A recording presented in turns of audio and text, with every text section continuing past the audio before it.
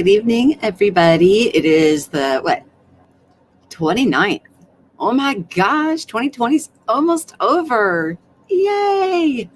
Sorry I'm late as usual. I was making something for you guys and I sent an email for permission and then I waited and I was like, better not wait.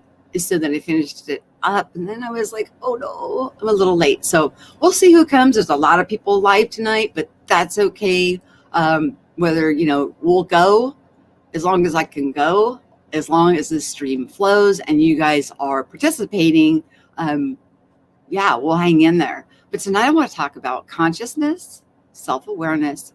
Oh, by the way, let me know how my sound is because I got a new microphone. It's a Yeti. And if I need to turn it up or do something different so you can hear me okay, let me know.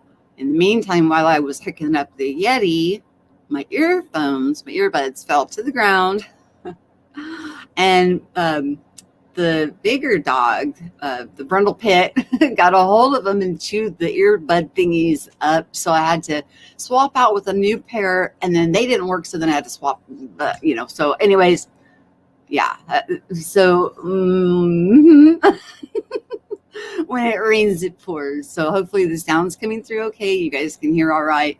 But we're going to talk about consciousness, self-awareness, identity, and starting a new series. I'm going to talk to you guys about that. It's the theory of the originals. Is it a theory or is it science fiction? Or is there something that resonates within us that makes it seem a little bit like there's a possibility or probability? One never knows until we introspect. When we open up that door and get that consciousness opened up to become hyper conscious, then we can go to the other spectrum, like with healing, beyond quantum healers and things of that nature, and we can dive even deeper down and discover our identity in truth. Who are we? You ever wonder why we wonder or have a yearning to know that there is more, to seek for more, to look for more? Where does that yearning come from? Where do emotions come from? Do we learn emotions or are they instinctual? Do they come in with us already prepackaged and ready to go? Or are they, taught to us? What is physical and what is spiritual? What is of the conscious matter and what is of the physical, tangible, created matter that we experience? What is it that we're creating to grow with our soul growth through our creation abilities? What is of our conscious nature that comes in fully intact when we enter this realm? Discerning the difference could mean the world to all of us on our own identity. Finding out who we are in truth. Where do we come from? How do we get here? Who are we? Are we all connected? Or are we all just separate little fractals floating around? What is it that ties us all together? What happened that drew us all apart? What are the things that went on over the eons that put us to where we're at today? What did we do in the past that created such a conundrum as what we find ourselves in today? How can we undo it? Many of us are looking for a reset. Some are looking for a rapture. Others have no idea. They're still happy with living their 9-to-5 life. Remember when you were a child, everything was new and everything was wonderful. And when it was like that, this place was marvelous. And then as time goes on, we begin to discover there's more and we start to seek for it. When we start to seek, we find. When we find, we grow. When we grow, we expand. When we expand, we find out, oh my goodness gracious.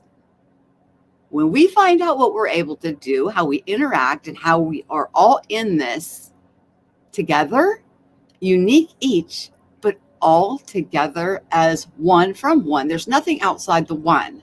So when we understand there's nothing outside the one, we stop looking at each other as separates but we still look at each other as an individual. Wrap your mind around that for a moment. Each unique, each beautiful, each are so wonderfully made and perfectly made, but we accentuate each other. We bring something to the table to make this experience that much better. You want to see a good balance of what some would call a twin soul. How's my sound there, JJ? Is it good? Because I got a new mic, so I want to make sure I'm coming through clear for you guys. And if I need to adjust the settings, I'll sure do it. So if you want to see a good example of twin souls or twin flame or somebody's other half male, female counterpart, go to Beyond the Veil. Watch how they work together. I wish my other half would come on here with me, and then you could see the balance there with between us. But, you know, it took me over 18 years before I would even come out and talk about any of this stuff, let alone, you know, and I understand, you know, we have to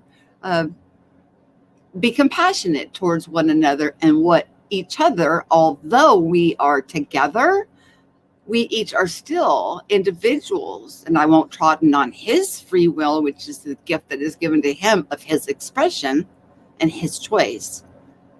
But nor does he do that to me. We work together in a balanced male-female counterpart. Why do you think in the beginning, let's go all the way back. In the beginning, it says God created he them, male and female, male and female, male and female both. So if you want to see a good, representation of that, yeah, go to Beyond the Veil. I mean, they display it openly. Now, how well can we know somebody online? You know, we can only know somebody to a certain degree on the internet. I know that. I've gotten my heart broken several times because of the internet. But the same token, each heartbreak has become a new way of understanding, and respecting each other. Everything is a lesson. One of the things with losing my child, it brought up things from ancient times of grieving the loss of our children. That's what made me come to the idea of doing the theory of the originals. Before I even knew it, I had already made the first video asking, who am I? That's what the first one I will be releasing. I had made it like, who are we? What do we look like? Are we these physical bodies? What do we look like truly? Those who have had their eyes open or eye open, bridge opened to the divine consciousness, they see auras or rainbows swirling about people. They can tell what kind of mood you're in just based by the aura colors. It's not that any of the colors is bad or good. We should never polarize. We're given those 7 seals, those 7 chakras, those 7 colors of the rainbow, which is a promise from the Most High.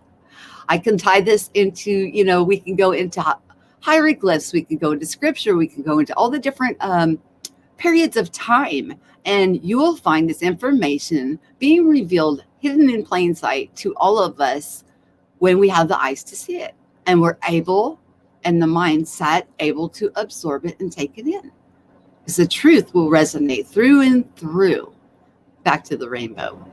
So when somebody's able to see aura colors, they can tell what kind of mood you're in and things like that, because the color will express out, which leads me back to emotion. Where does emotion come from? We're born with it, or is it learned? Now, I know we have learned behavior where we learn how to, a lot of us will bury our emotions because our parents or elders will tell us, oh, it's weak to show your emotions. It's not. Emotions is a part of you that came in from the beginning with you when you entered in the gate after the mind wipe that we put into place in the ancient of times because of the mistake that we made when we created duality and it got out of control. That's going to be in the theory of the originals. Look forward to that, you guys. It's going to be a several part. Next thing I know, I was writing, and I was like, oh, okay, I'll make that into a video. And then I realized it's way too long to make into just one, and I'm still continuing to write and write. I've only gotten up to the flood. I got to the meetings in the flood and the 35 originals that came in and split into two, and they were 70 and then 70 and had children and so on and so on. And I think you're going to get the idea. But is it a theory or is it fiction? Doesn't matter. However you want to allow it to resonate, if it expands your consciousness, go for it. That's what it's about. It's about expansion. It's about revealing our identity in truth. How do we go about it? That rainbow needs to be completely open. We need to be flowing in all colors, no polarization. Realize that anything that is in place, any kind of laws and things like that, are spiritual. Stop thinking of them as physical. The mistake that we often make is we put it onto the physical plane and not into the spiritual realm. When it says, don't do this to your brother or do that, we're not talking on the physical. It will harm them physically, but know your power that is within you consciously, that you're born with your innate abilities. Because even if a thought crosses your mind, you have sent a dart towards your brother. Christ himself said that. If you look on a lady with lust in your mind, you've already committed adultery. Understand what is being said on a spiritual context. Take it to that higher level. Let me put the invite link in for you guys because actually this is a share show. By the way, welcome all new people. You guys are awesome. I'm grateful that, and I do this. I come on spontaneously live. Nobody ever knows when I'm going to come live. It happens. But once this court stuff is all over, some here, I'll be around more often because I have to write a letter. And in this letter, I'm having a really hard time with it. I've started it and stopped and started it and stopped. It's called an impact letter. It has something to do with the next court date, which should be the final court date, the last one. And then we can move on from there. So then once I get past that, then smooth sailing. So anyways, that's what's been going on in this neck of the woods. And through that loss, through that grief, I dug so deep inside that I went far back. And when we use energy healing or those modalities, that's on the etheric realm. And with those kind of modalities, I am very picky about who I'll work on. I'm going to be honest. If you get me to work on you, you're lucky because I don't just take anybody. You can't just call me up and say, hey, I want a treatment. I'm not in it for the money. I'm in it for you because I go through a process myself of completely emptying myself out of anything that is me to stand there with you, to accentuate and give you everything that I can to bring about the best session for you. Energy work or energy healers is not an easy job. And everything we pull or help you, assist you through overcoming or unlocking within you is now when we're done with the session in the energy healer. And then the energy healer then needs to know how to repurpose or purge. It doesn't matter which way you do it. I prefer to repurpose. But at first I purged. I just went out and ground it out and just got rid of it. But now I take that and I repurpose it and send it out like with a hug and a kiss with a new purpose of uplifting others instead of grounding it out for it to root back up, possibly within another.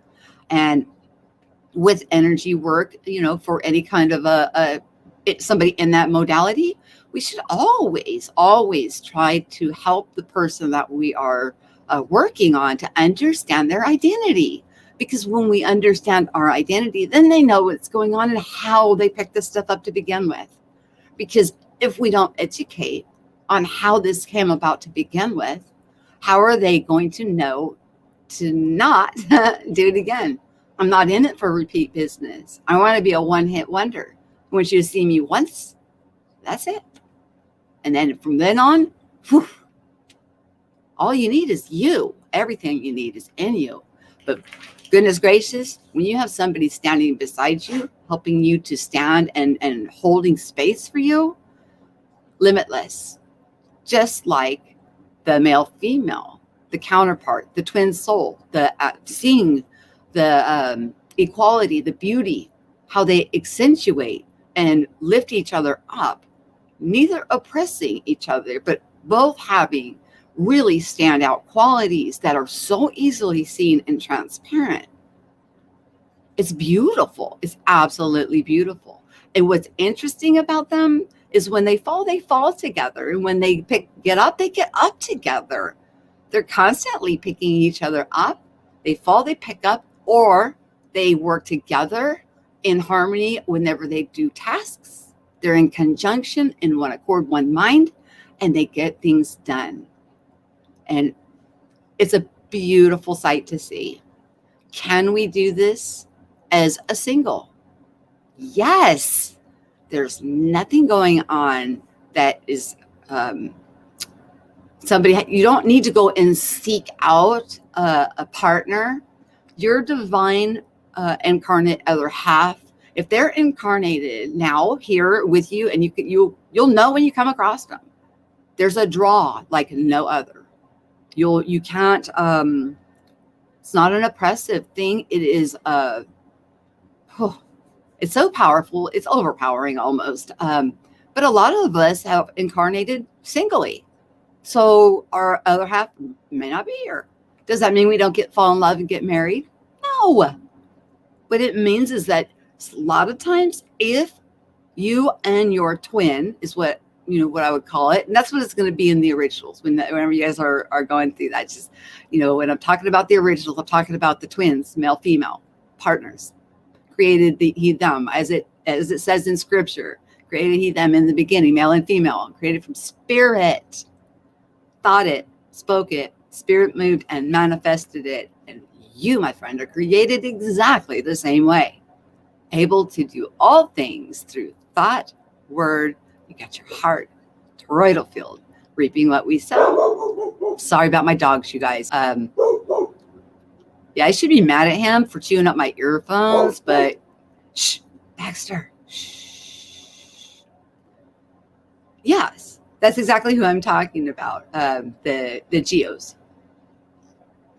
Yeah, come on in and let's join this party. When we're talking about consciousness, hyper awareness, self-identity, this draw that we have to know that there's more.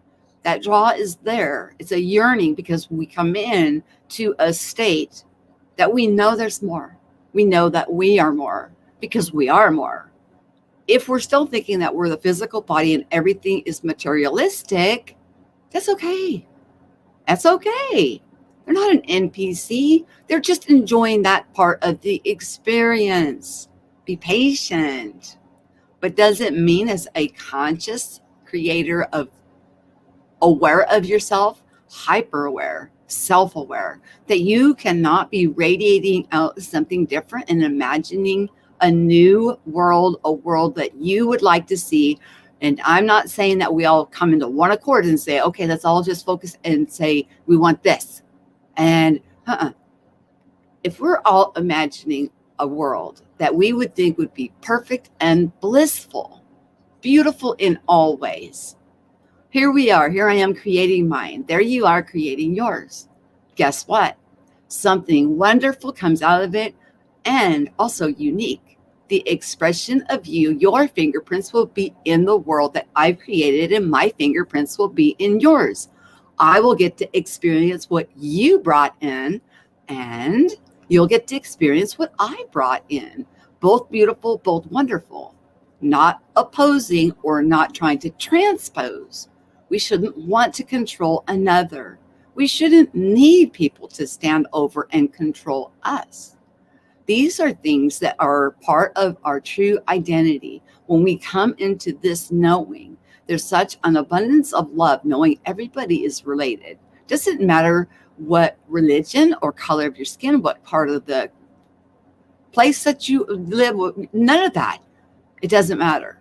Those are just factions of division that came in when we decided that we wanted to do an expansion. And the first ones that came in had no beginning of days or end of time. They're infinite. Okay. And so let's ponder on that for a moment. Being an infinite being there in the beginning as this place was created, cheering with the utmost joy, excited to enter a place such as this, where we can have experiences such as this. And then after some time went on, never have knowing anything else but pure unconditional love and perfection, coming together and deciding, well, let's try and expand and introduce this. Then you have an expansion. And then it gets out of control. Whoops. What do? You try a reset, right? It doesn't mean anybody is good or evil. It means that something that was brought into being ended up through the generations becoming what was true instead of a created thing that was brought in for experience. It became that's what life is instead of who we are in truth. So when we think about it on a conscious, hyper-aware introspection, rainbow flowing, highest mind connected, that bridge open, that everything is within us to have a full activation of knowing our identity, who we are, what we're able to do. And if you choose, you can go and chase it all the way back to the root of the beginning. You're able to do that. Why do we grieve when we lose somebody? Because we had never experienced that. That's how that emotion came into existence. When the first brought this about and watched their own children begin to age and surpass them, they came in whole. They came in at the rightful age. They didn't have to be born. They were created. Watching the children as this was brought in, then age and die. Can you imagine the pain, the heartbreak? Oh, and then thinking, where did we go wrong? Why do they not know who they are? Why don't they know what they're able to do? We passed it along. We taught the ones as they were born, but as children were born through the children of children of children, it became of myths or of fables or things of that nature. But we're at a time now where we're in like restoration. We're coming back to the consciousness of who we are in truth. You seek it, you want it, you can have it. It's there for you. Let's see, we got, did you guys get to see the link? Anybody gonna pop in? And while I wait for somebody to pop in, I'm going to play what I made for you guys. Where is it? Is here.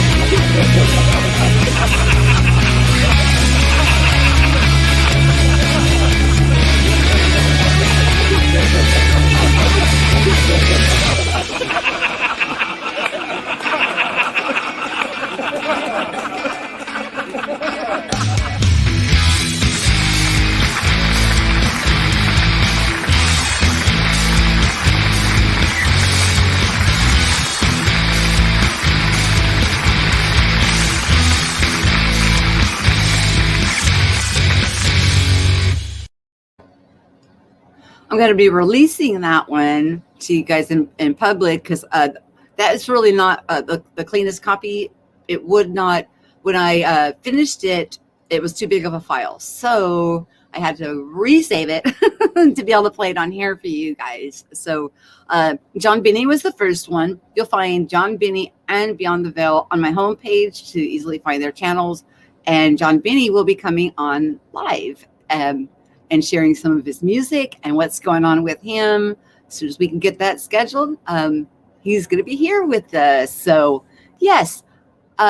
So anybody have any questions about consciousness and the theory of the origins, or we finished up the third eye activation series. That was a 3-parter to try to help to, understand what kind of signs or what kind of things that we could be looking for to know that these things are what's going on within us, get a better foundational understanding so we're not so concerned about it. There's nothing to be afraid of when all of a sudden you start having dreams and visions. There's nothing to be afraid of when you start having these spiritual activations go on within. It's you. It's you in truth. We're more than this avatar. We extend out so far and wide, and the more that we understand who we are, it's like the bigger our expansion goes. The more that we know, the more we grow, the more responsibility that we hold, our expansion goes further and further and further out. It's a beautiful thing. And safeguards were put into place just so we didn't bleed this over into other realms. And I know you can understand that. What would you do if something happened where things were contaminated, but everything else was still pure? You'd put Band-Aids in place, safeguards of some sort to make sure it didn't go over and cross-contaminate. Does not take away what this place is created to be and what we're able to do here. Oh my gosh, no. It was a paradise in the beginning. How many people knew this place was actually a terrarium? It never rained here, never. Everything here was perfectly manicured, beautiful, and self-sustaining. To think about, you're brand new here. You come in, you watched it be created, and then boom, you're here. Okay. Could you ever in your imagination, not knowing anything about it, think about pushing a lawnmower or thinking you have to create things with your hands when when you think it automatically materializes and your imagination is your only limit? So it's just fun to think about these things and stretch the mind. When we stretch our mind, we're stretching our consciousness. When we stretch our consciousness, we're growing. And the more we get to know within what's going on within us, the bigger of an expansion that we all have. I'll come on camera for a minute since I give you guys a chance to come in. I'm not going to stay on long if you guys don't want to come on and share, because there's a ton of people live tonight. So that's cool. And if we keep this nice and short, maybe some people can come back and listen to it instead of the power streams that we did after being gone for so long. But everybody is precious. Everybody holds a piece. Everybody has something to add to this huge equation. We're all unique, and we all hold a precious piece to make into the big whole on the quantum level. But as an individual, remember you're whole. So to try to understand the mind of God, it's impossible. To think of God and to try to minimalize or say God's with this one but not with that one is minimalizing God. We can't limit God. God's unlimited. We fell into a limited spectrum, but we're coming into an awareness of unlimited. Some people are remembering their past back into the ancient of days, where they will come about trying to teach truth, and people would worship them as gods because they were so fallen into the duality and the oppression. So when they pulled out plenty out of what they felt was lack, think about when Jesus fed all those people. He pulled plenty out of for people and provided for people when they were used to lack, and he fed all those people because he pulled right out of that realm of plenty, which is available for everyone. Did he want to be king? No. Did he want to rule people? No. Did he want to be worshiped? No. We need to understand that when we're remembering these things, the emotions that we're going to go through, you'll feel like you're going through a roller coaster because you're going to remember the pains of what you've seen and been through. Because think about, who was Enoch talking to when, which Enoch, okay, if we go by the Christian Bible, you got the two, okay? And from the two, everybody was born and populated, right? And then Enoch walked with God, okay? So he was a descendant of whomever he was talking to. And for some reason, in man's mind, we have to try and make some kind of logical sense and say, oh, it's an evil one that fell from heaven. But what if it was just an expansion that we decided that we wanted to have growth in that got out of control? And what did Enoch say?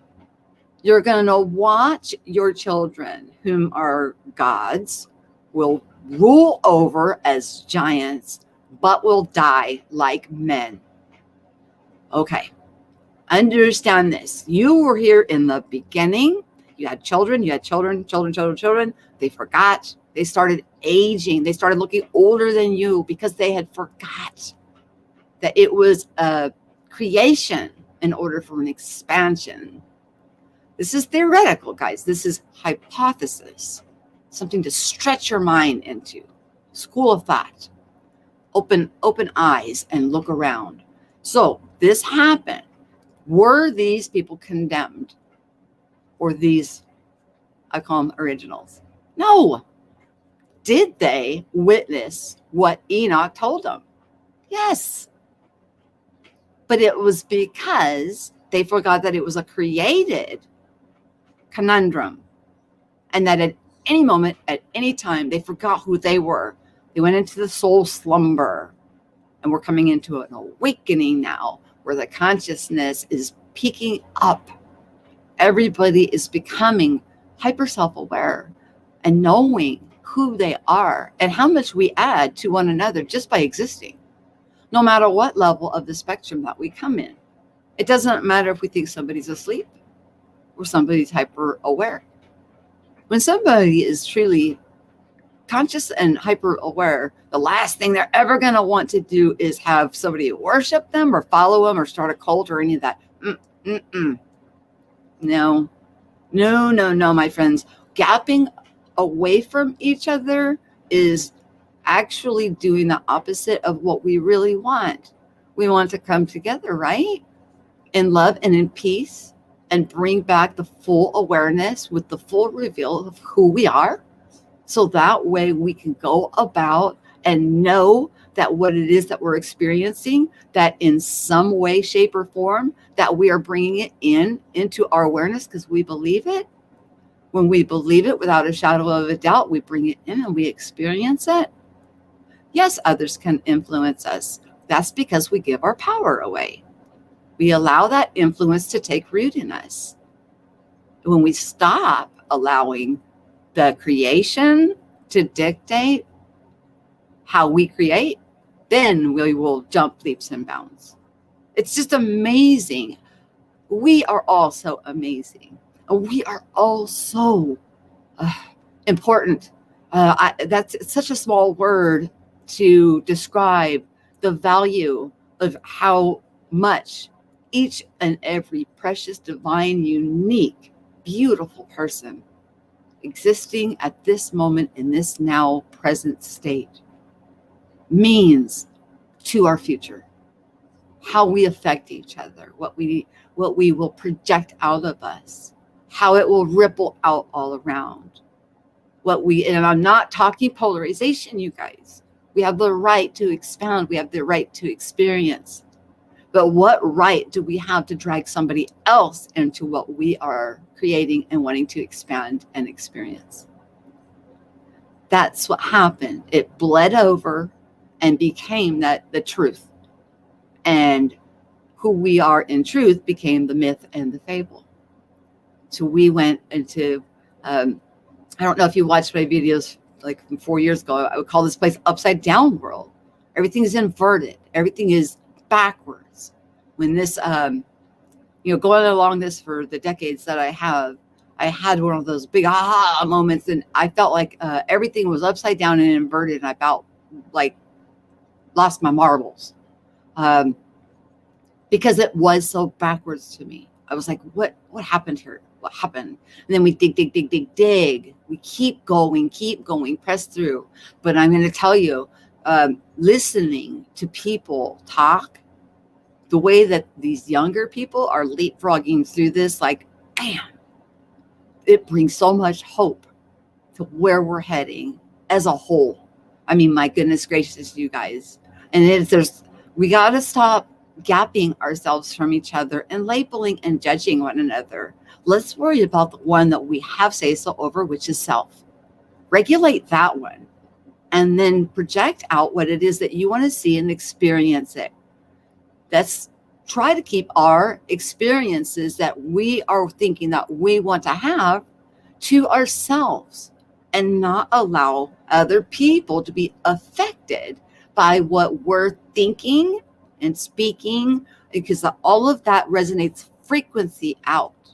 And when we're sending out something and other people are either hearing it or picking up on it, it becomes part of what then they have a thought of, and then it does like a domino effect. Understand the game of telephone.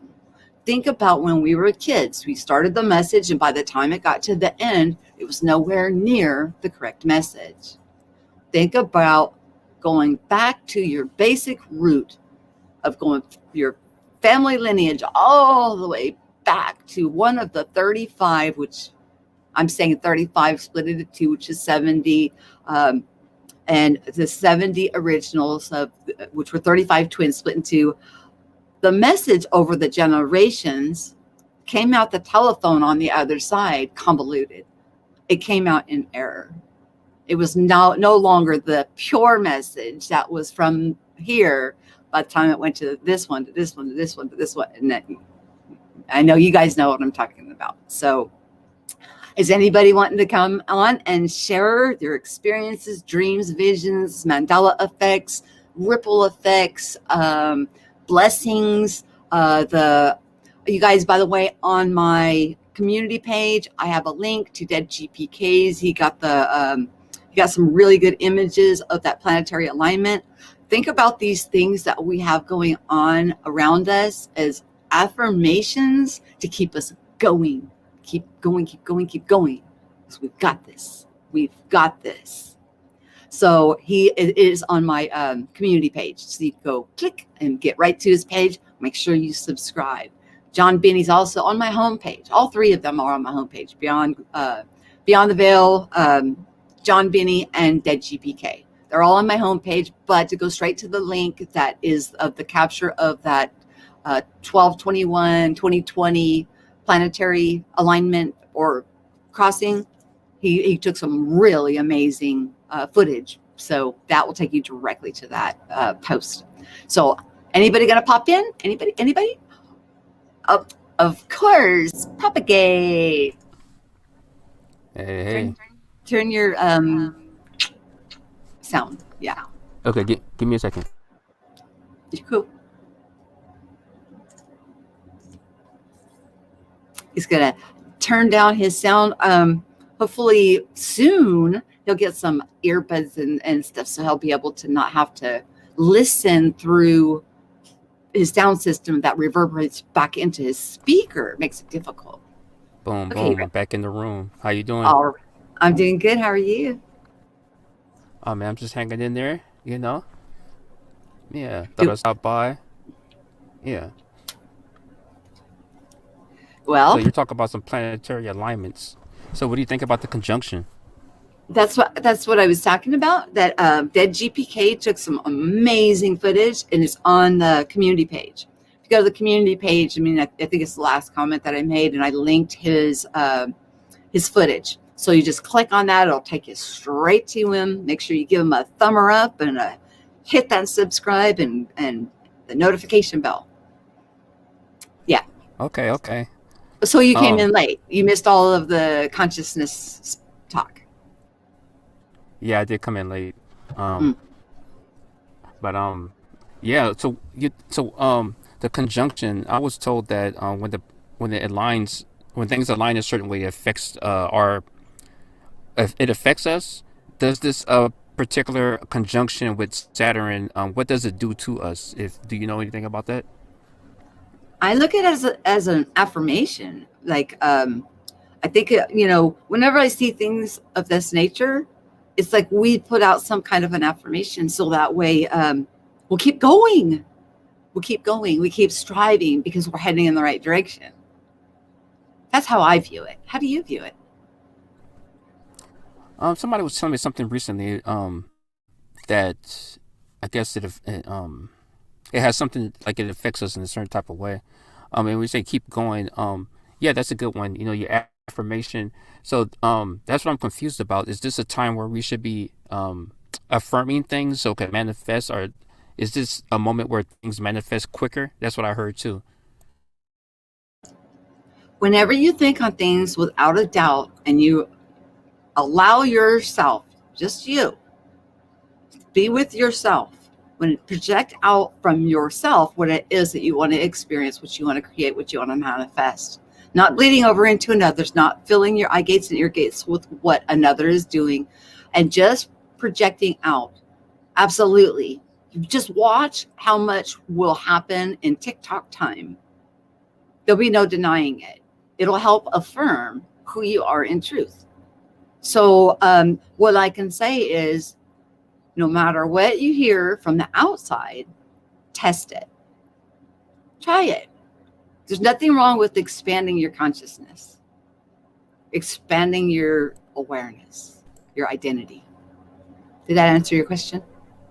Right. So, do you consider the outside being a part of us?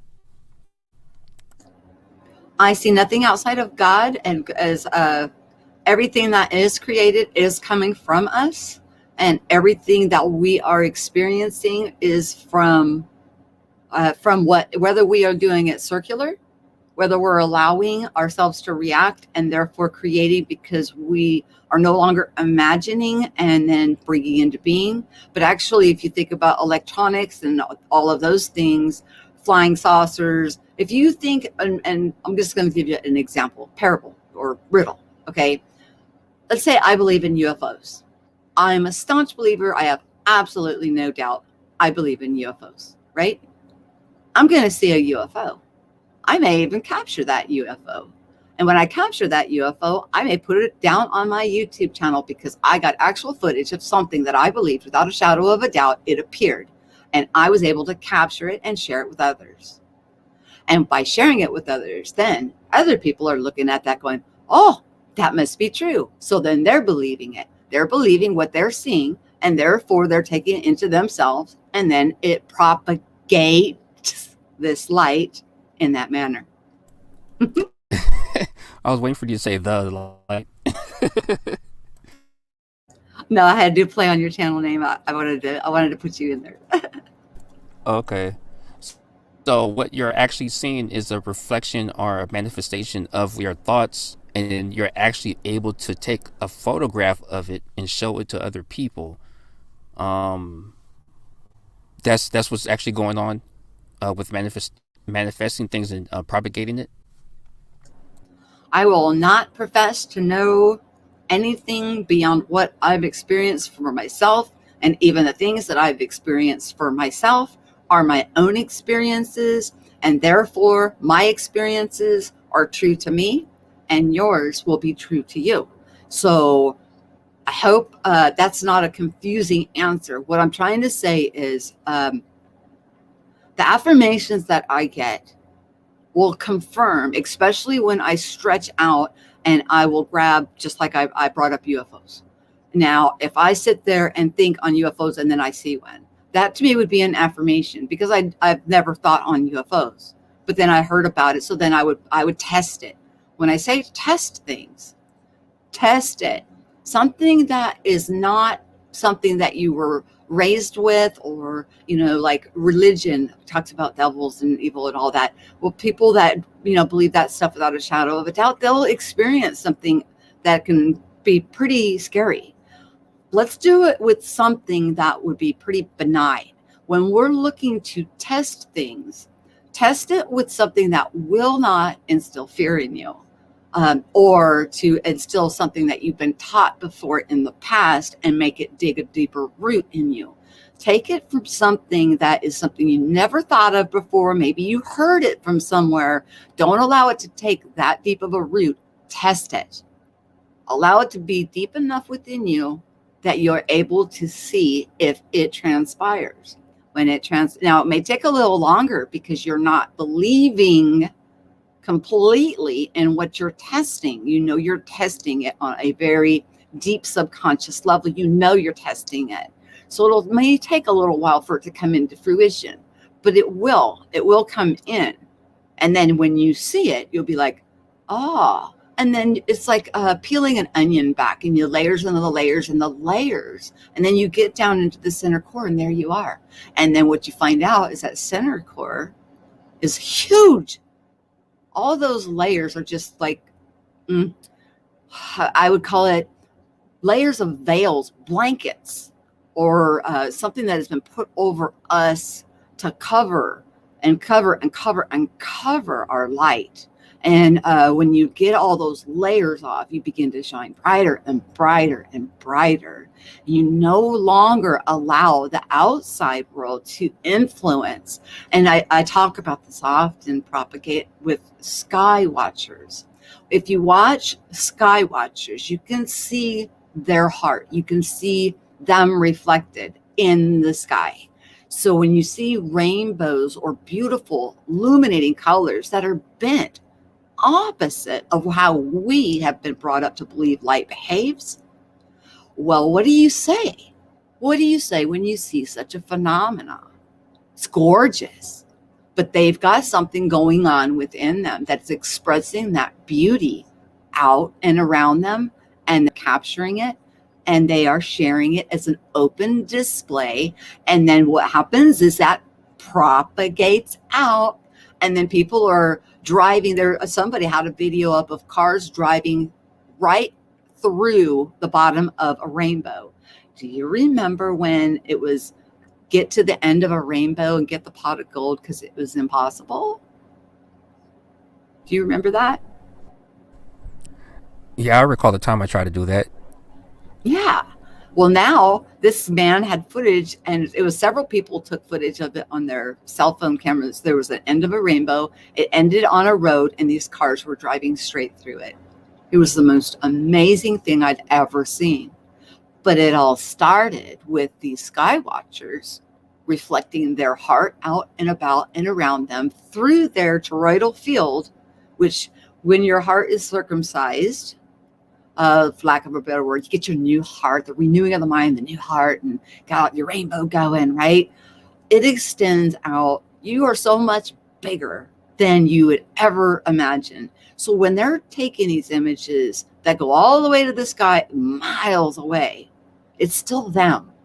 That's the area of influence that we have And when we have that big of an influence, of course, other people are going to pick up that energy.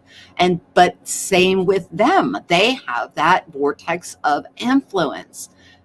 More aware that you are, the more expanded you become. And then the more that you are still underneath of all of those blankets, having the physical experience, there's nothing wrong with having a physical experience. But we need to come back to the point where we toggled back and forth. When the beginning, when we came in, we could switch back and forth from physical to light body, physical to light body. That's in the Bible too, where it says that Jesus went up and he brought two of the disciples with him and he transfigured, the Mount of Transfiguration. If you want to, if people are Christian that are listening, because I'm not trying to offend anybody. By gosh, no.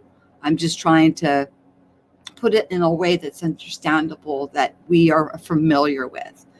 But in the beginning, we would go back and forth. Why did we take the form of physical?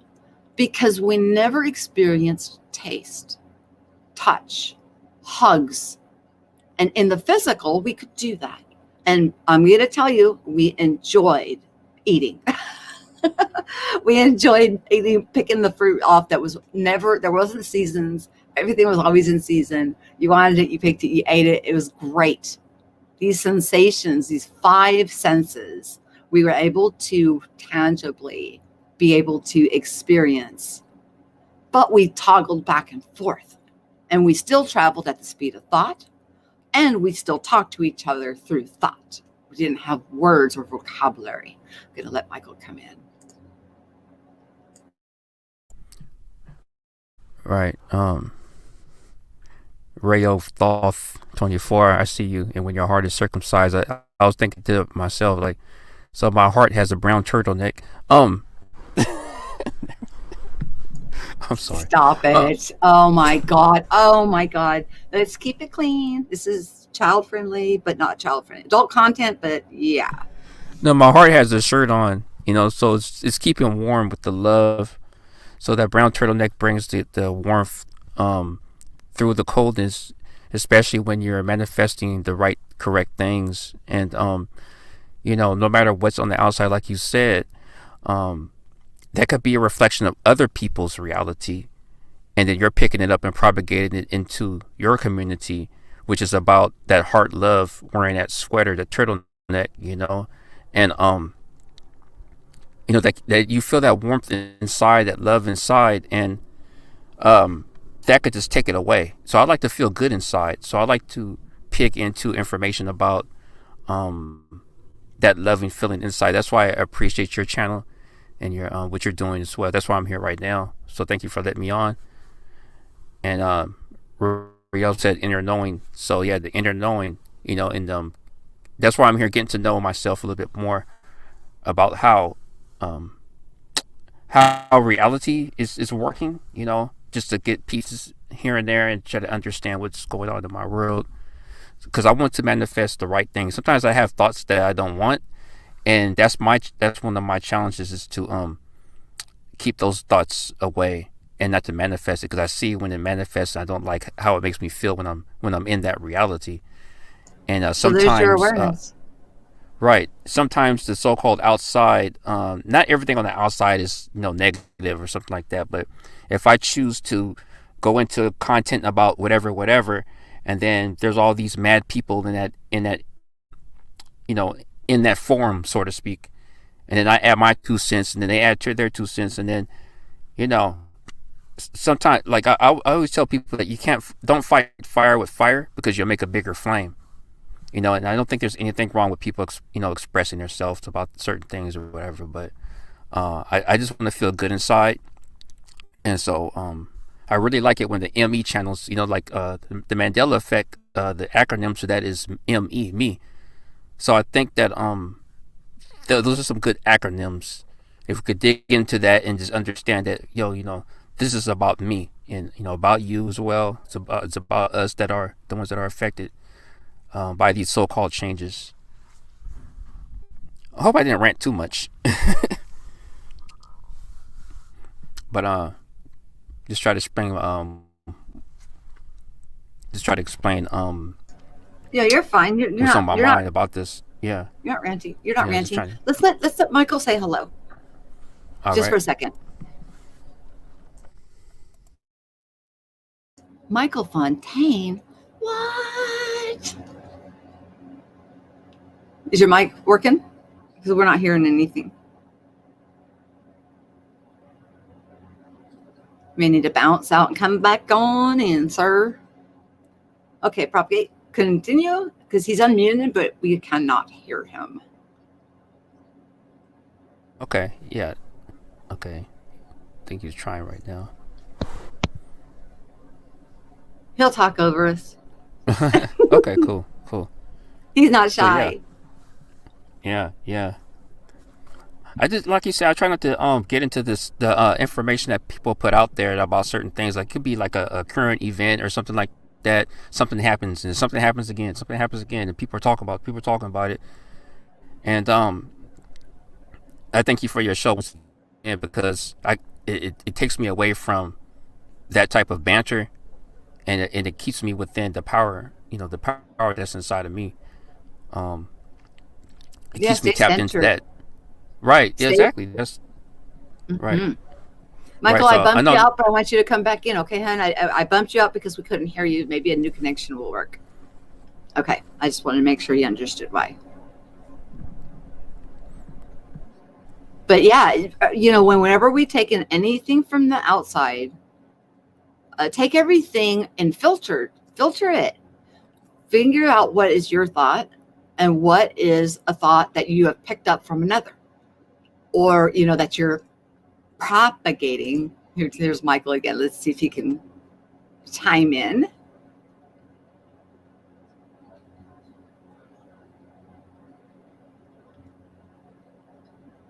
Your sound's not working, sweetie. He's had this problem before, but he's like growing exponentially. He's probably blowing his electronics out. We all went through that phase, right, guys, where we messed with our electronics and they don't work for us because we're emitting so much more energy out and around us. Uh, it's just part of the journey. I mean, and then we learn how to relegate that so we don't interfere with created items. Right. And I would say in this situation that if he hasn't already, to check your microphone settings. Maybe you have to switch out your microphone settings or something like that. Maybe. Yeah, I go under your settings, microphone and camera settings, and make sure that you're all hooked up there and lined out. So what is it Hmm. that you've tried to test or that you've seen that's come into your realm that you're trying to capture thoughts so they don't come out? Give me an example when you brought that up. Well, it just any possibility. When I go about my day, I'm always thinking about that survival mode. Like, okay, wonder if this happens, or maybe I'm thinking about something else, in my personal life. That what if this happens, and maybe things that I don't want to happen. But as far as testing, that's an everyday thing with me as well. With the testing, I'll just think of things.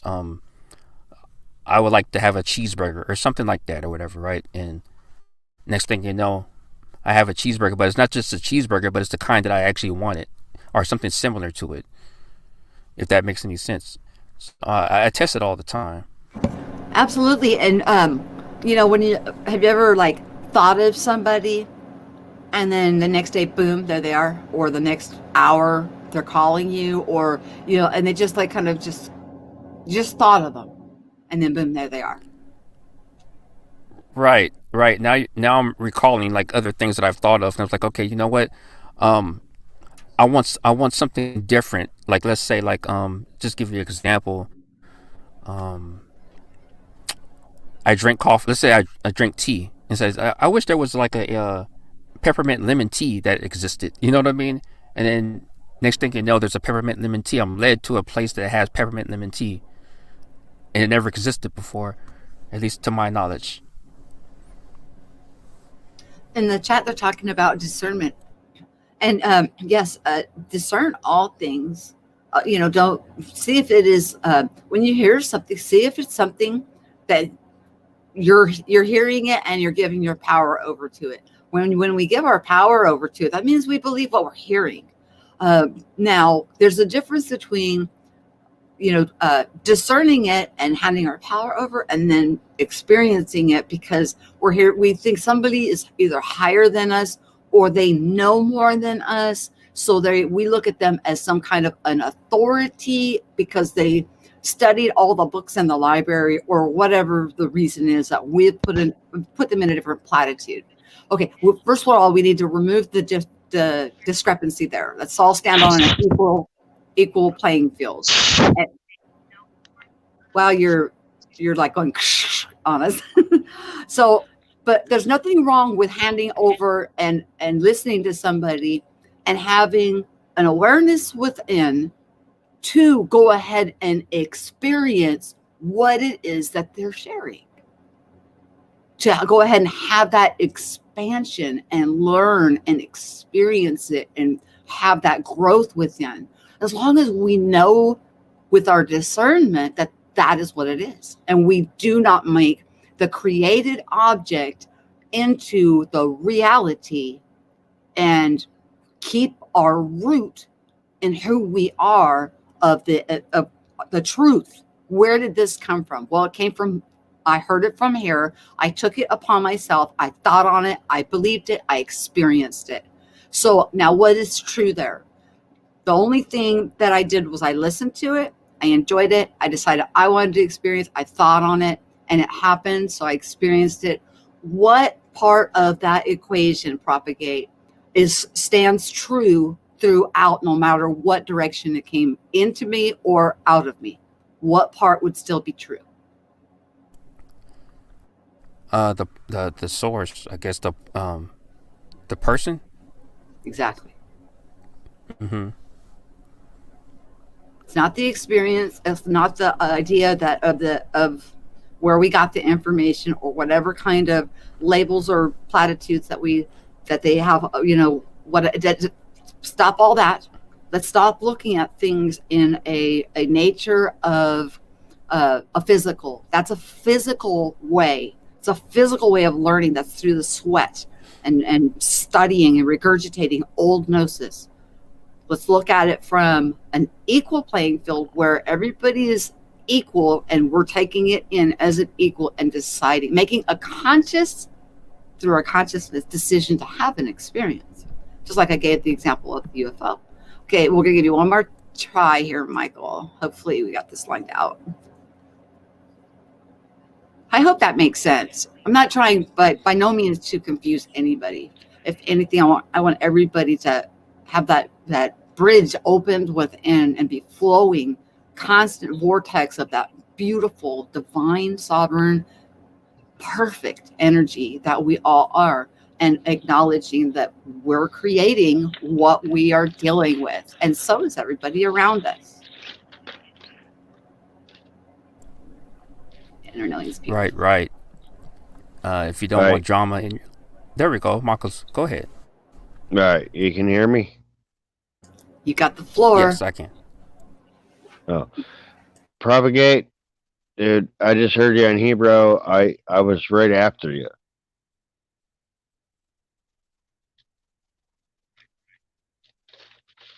Okay. You still there? So, yeah, I'm still here. Oh, okay, you said you were right after me. Yeah, I know that. I noticed that you came on after me. And I know I was trying to give it a few minutes so that this way I can talk to Hebrew, but Lothar came back on and he dropped out because he lost power, and he was like, well, Mike's here, might as well. So I'm like, he goes, what do you got to say?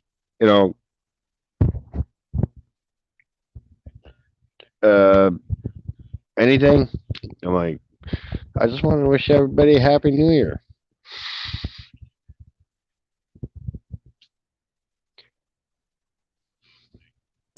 Okay, Happy New Year. But my whole thing was I didn't want to get political, so I got into the Nashville bombing, right? And I I'm not trying to say anything, but the the whole thing doesn't make any sense to me.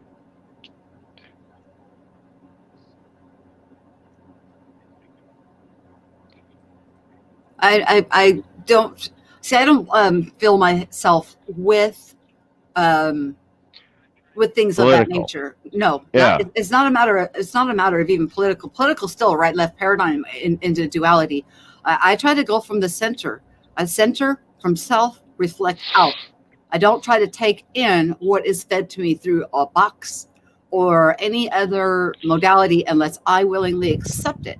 So I don't speak it because I don't want to see it befall anybody else. What I try to do on things of that nature, Michael, is I gauge myself. What is it? Do I want that to happen to another? If I don't, why am I talking about it and putting my energy and essence into something that I don't want to happen to self or any of my brothers and sisters? That's how I relegate my own mind. But other people do it different ways. There's no wrong way to awakening. Each of us get pressed through the trodden to the wine press, or until we pop up into knowing how this all came about to begin with, and then we move from there.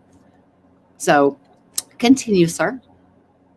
I just wanted to Okay. let you know why I'm ignorant on it, because I No, don't feel mentioned. I completely understand. I completely understand. It's just I'm in Buffalo, New York, right? Nashville is my home. I was born and raised in Buffalo, and I love Nashville. I am not gonna I'm not gonna ignore anything that comes out of Nashville. I'm not saying I'm a country buff. All I'm saying is that, like, I love Nashville. It's a nice area. It's they they're amazing people in Nashville. Okay, they're so nice. If you got lost, they'll show you the way. You know, eh, hey, you go up this street, and you know what? I walked up Broadway, and I think it was Third Street. I was like the street over from that, and back in 2012, and I was like, I know this street because I walked. They were like, it's right up Broadway. I'm like, Broadway is Music Row.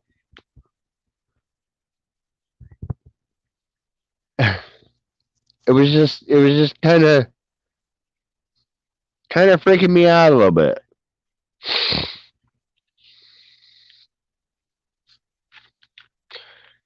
So what is it that you think that you could do to help the survivors?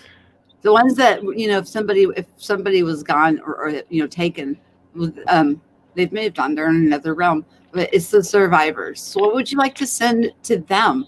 Explore, expand that, expand the love, or expand what it is that if you want to wrap them in a nice warm blanket, and send safety and love and just protection. Well, focus on that and allow that to be what permeates out of you. But again, it comes from within you. Yeah, You're a but very powerful being. You are able to do more than you ever. Uh, I know for myself, this stuff was not taught to me. Even in my spiritual upbringing, these things were not taught. These things are just coming about to us now, and it's beautiful.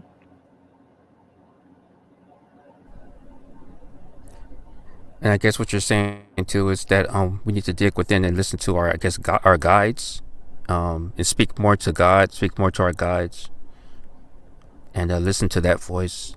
And then in some cases, some of the things that worry and bother some people, it may not even exist to them. They may not even know what's going on. because they live in a whole different paradigm. Not to say those other things are not real, but it depends on how. They're real to them. I mean, they're perpetuating it. They're real to them because they are recycling and creating what it is that is a creation. They're seeing it, and then they are perpetually creating and recreating what it is that they're seeing. And those things of that nature is a perpetual reverberation of creation reflecting like an echo chamber back onto itself. And we need to break the echo chamber. That one way we can break it, it starts within each of us. Okay, really quick. All right.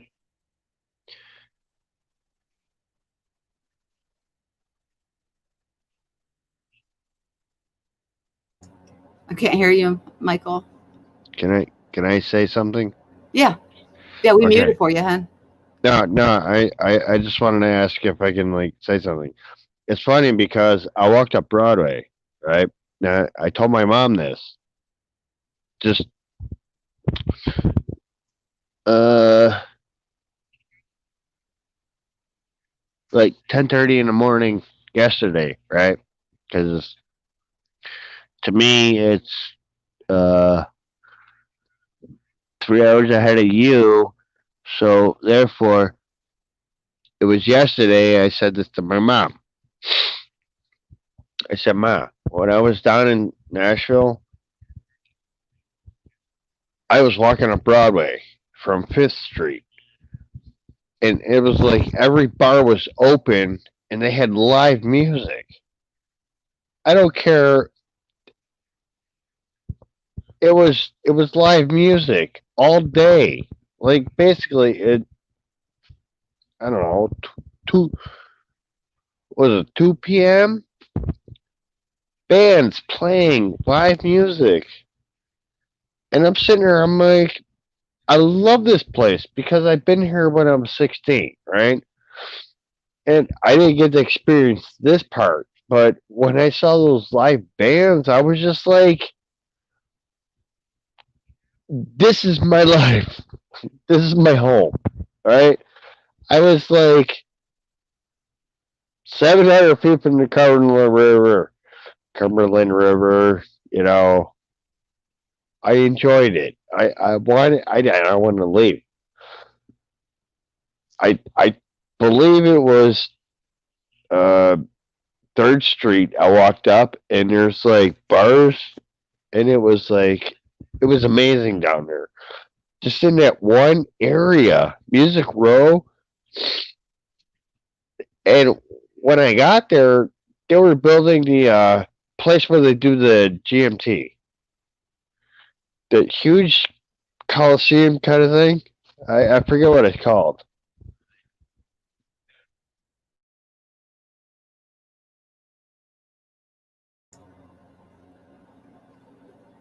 It's okay. We're still following along. You went on mute, so were you done?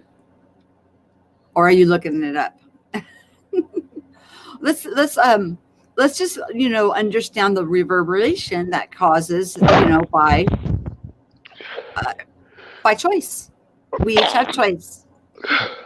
But what do you use, Michael? Let me ask you. I'm going to interject here. What is it that you use that brings comfort to your physical manifest your physical body? Or do you use alcohol when you're upset, or what is it that you use to when you're in some kind of a pain, heartbreak? I'm not trying to upset you. And it wasn't meant to be in that kind of a context, because it's not what goes into a man that defiles him; it's what comes out. So I was just wondering what it was that what you use for comfort measures, if anything at all. Maybe you don't use anything. Well, I drink beer. Okay. There's no judgment. I'm supposed to take vitamin D, and I'm supposed to take not what you're supposed to take. I was just wondering, like when you're hurting like you are right now, what it is that you use to comfort yourself. Oh, so that was you answered the question. No. That's not what I comfort myself with. I I try to go to sleep with it. Okay, I'm I comfort myself with kissing my girls goodnight and saying I love you, and you know my girls, but Mhm. I love the pictures. Thank you very much for sharing that beautiful moment. you could show it if you want. It's one pic. Just pick one pic. It's not a big deal. We've But already got them showing on your emoji, so yeah. I there's three instead of the two right there. That's New Year's Eve, 2019, I think, because she wasn't born yet. Yeah. So if you understand, like I come home and I see the girls. Try to spend some time with them, but it's like they're off in their tablets and stuff. So the youngest one, she's almost two, and I'm like, it's just weird to me because every time she's around her mom, she's like screaming like like that, right? I don't even have a pitch, but she could break glass. Okay, that's how loud she is. But whenever she's with me, she was always good. She doesn't do that. And then She's every time, daddy's girl. She's a daddy's girl. but Yeah. you're yeah, but every time she's like with her mom, she's always like really loud. And I'm like, I know what her problem is. It's her mom. I'm not saying anything wrong with that. I'm just like every time I'm around, she does it, but when I'm with them, it's like she feels ignored in a way.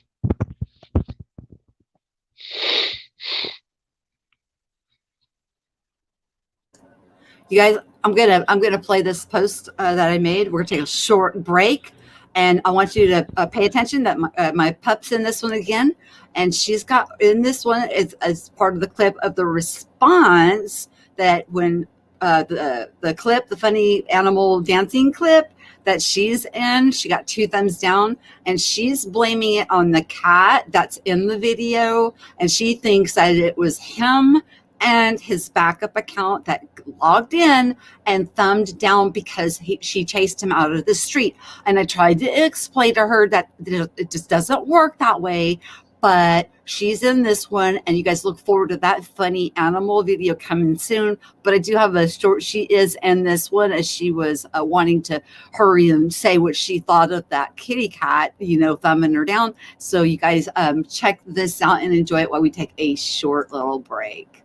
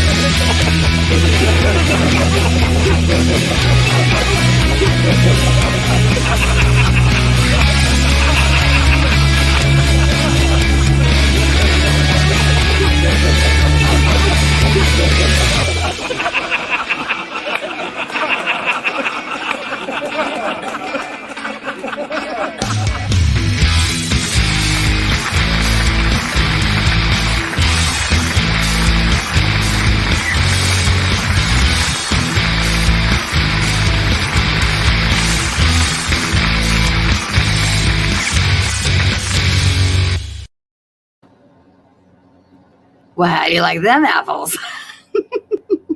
I wanted to bring the vibe back up, and because it all starts with us. We have control and say so and sovereignty over self. We can react, and then when we react, we can project from us, but be conscious of what it is that is coming from self out onto others. And I You guys loved it. still here with me? Yes, You I like am. it?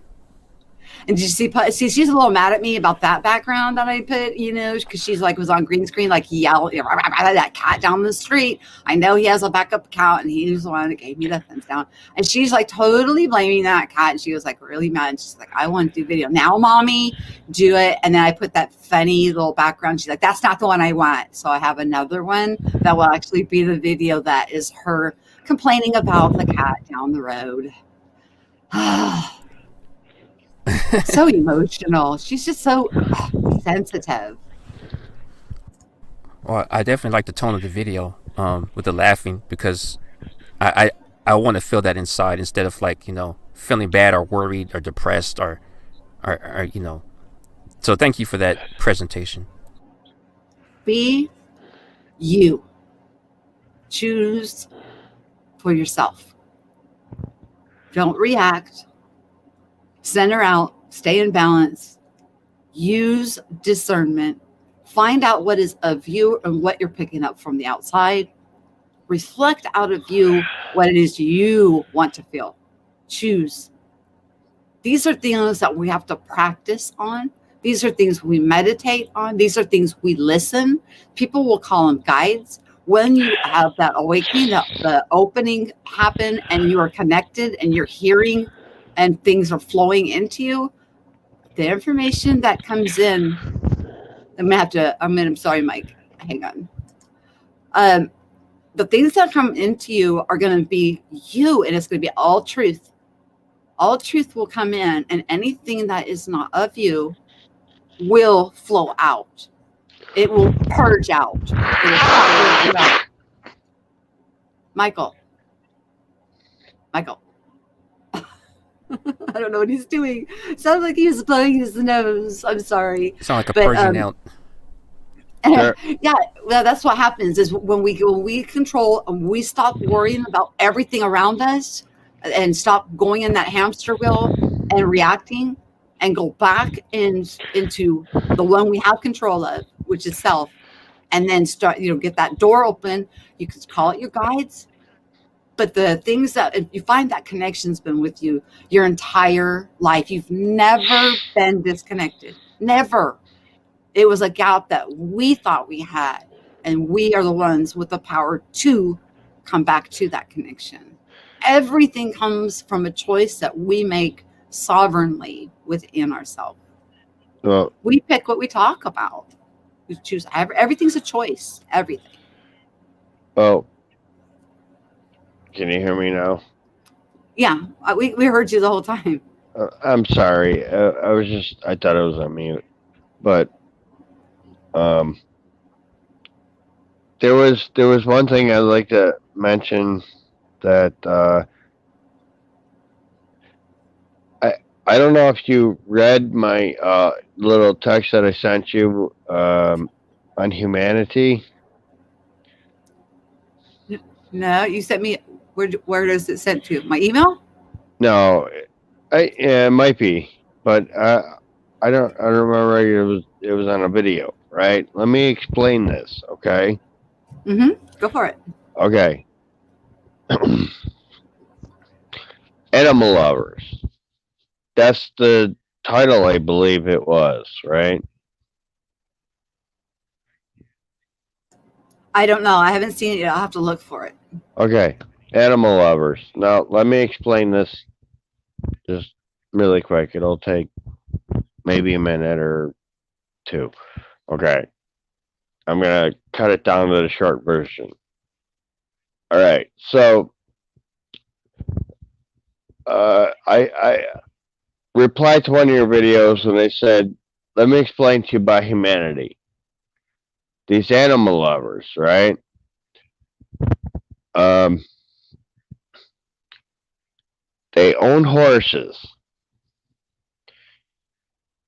And this actually happened. So I'm just letting you know this, right? As animal lovers, they had horses.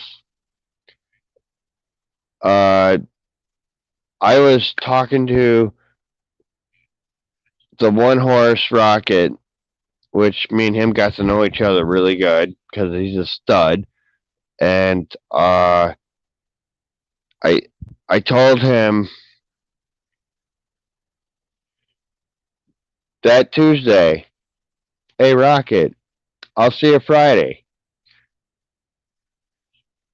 Okay? Now I had two dogs. I had one of the dogs like licking my arms, right? Yeah, because I was sweating. And I told the one girl, Michelle, she's like my age or so, 44 or something. And I took some pictures and some cute video. And I was like, if I showed this to my wife, would she be jealous because so many another lady's licking my arm? You know, it was a joke, but it was supposed to be funny because it's a dog, right? And she goes, "Yeah, I don't think your wife would take it to bad, you know, because Holly was on the ground just sitting there. It was a joke. It was something funny, right? Now that Tuesday, everyone left except for the owner of the barn, right? So I finished up and I like, you know, I said, "Okay, Rocket, I'll see you Friday." And because I just gave him some carrots that day, it was on a Tuesday, and I said, "Okay, Rocket, I'll see you on Friday. I'll see you later, okay, buddy?" You know, he's a big horse, right?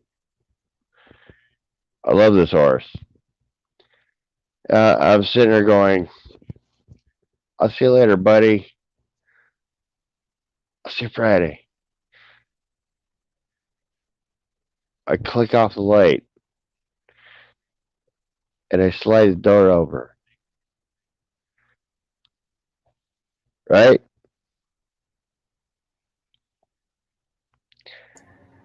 Yeah, we're trying to stay with you. Can you TikTok it along a little bit? You love Rocket, and I'm not trying Um, to rush you or nothing, but can you get to the meat and potatoes of the point, please?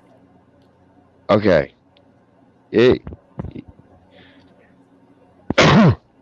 so I got home. I got on my bed. This is on a Tuesday, right? I go to sleep and I wake up, nothing.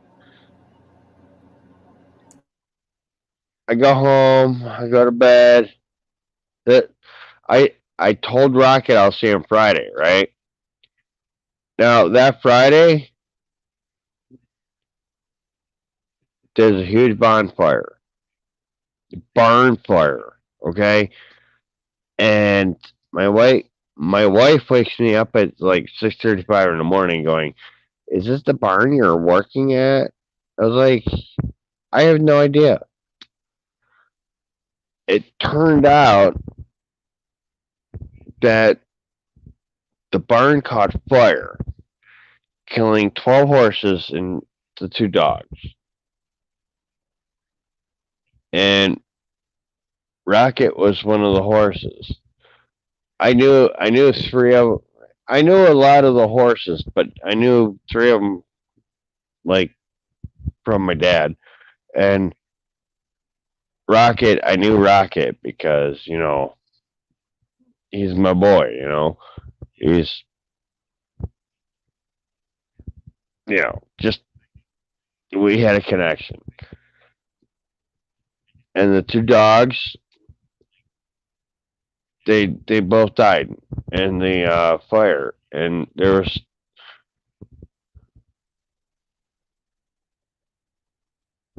12 horses and 2 dogs.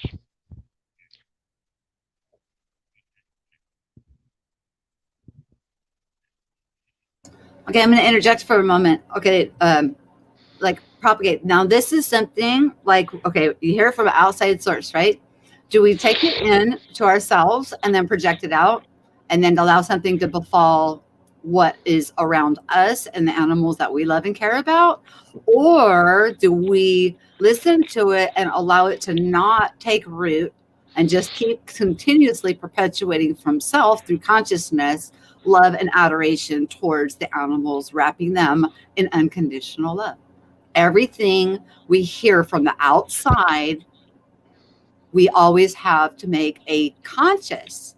This because the topic of the show tonight, Michael, is about consciousness, self-awareness, and who are we. So on the topic that tonight's broadcast is on, what you're displaying or sharing, they're very physical type of. It's very grounding, and with grounding information, we pull in a lot of people when they are very grounded into the physicality. Will pull in, and that will pull into their heart, and inadvertently, it will extend out around them as we become more aware of self. We make the choice on whether we're going to allow such information to propagate. I'm going to keep on using your name, propagate this light, and allow it to propagate and perpetuate, allowing this creation that we're not happy with. Mind you, let's be straight. Nobody's happy with the situation in which people deal with. So what do we do to break the cycle? It starts in us. So when we hear things like this from outside, what's our choice going to be on what we're going to bring in and push out from within in our surroundings? Make the choice, make a conscious choice on anything with discernment on whatever we hear from another, even if it's a valid, very physical, matter of fact experience that this person that is telling this what they have been through, what they are going through, we still have to make the choice in self whether or not we're going to replicate what it is that they're telling us and put it out around us, or are we going to push out from us something completely different than what we're hearing? It's not taking away from the actual experience that he endured and the pain in his heart. No, it's a discerning, conscious choice that we make within on what can we do about it. Propagate, you haven't spoken in a while. How does that resonate? Michael, you want to mute up for a little bit and let Propagate have a little bit of time on the floor, please? Thanks. What's your thoughts on that, Propagate? Okay. I definitely agree with door number two. What you were saying, all of what you said just there. Because my example is exactly my example. I would say I live my life by that as well. But my example that I have, I used to live in a neighborhood where there was a lot of melee going on that I wasn't involved in, but some of it came towards my direction. And this is like years ago. And I was a teenager at the time. I didn't know a lot about consciousness or anything like that. But I knew inside of me that I didn't want it to affect me. You know, it did for a while, but especially when I was jumped. You know, I was jumped on 3 separate occasions. You know, by a lot of people in my own neighborhood, and I don't think some of those people were from the neighborhood, but so I had a lot to be mad about. You know, um, I was gonna say some other things that happened, but I'll just say that a lot of stuff came Have you my been through way. your purging process yet, Propagate? I'm just going to ask you a few questions if you don't mind. Have you went through your like the period that we go through? And it's just everybody's path is unique. Everybody is so everything's divinely appointed. So there's no right way to eat a Reese's. Okay, I'm just going to ask just a few questions where you kind of go through your life and every situation that I thought that I was possibly a victim of or things of that nature. I found out that I actually had something to do with the creation of it, and I grew from it. And then I took the growth from it. I expanded from it. I forgave everybody, and I purged it out and moved on. So it was a process. Like I said, some people call it the 3 days of darkness. Some people call it purging. Some people call it, the 3 days in the grave.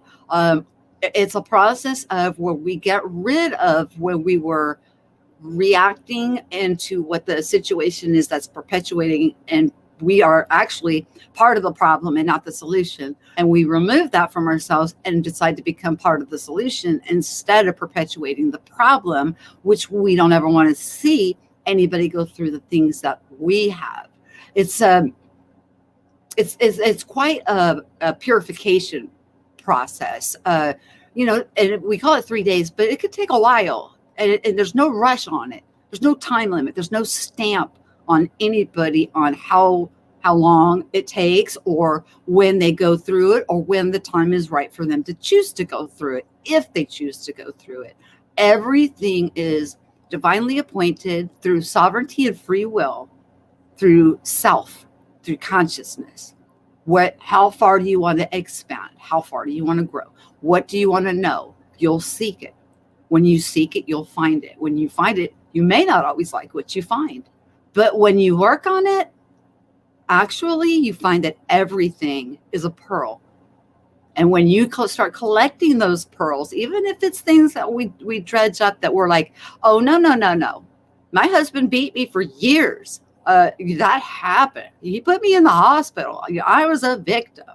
But then when I got to see it from a different, it's like you see it from a different vantage point. I got to see it from a different vantage point. That's how my process worked.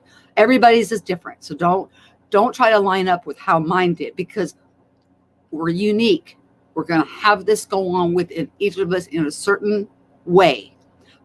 But anyways, I saw it from a different vantage point through the lens of an observer, seeing my part through seeing my own energy waves going out of creation.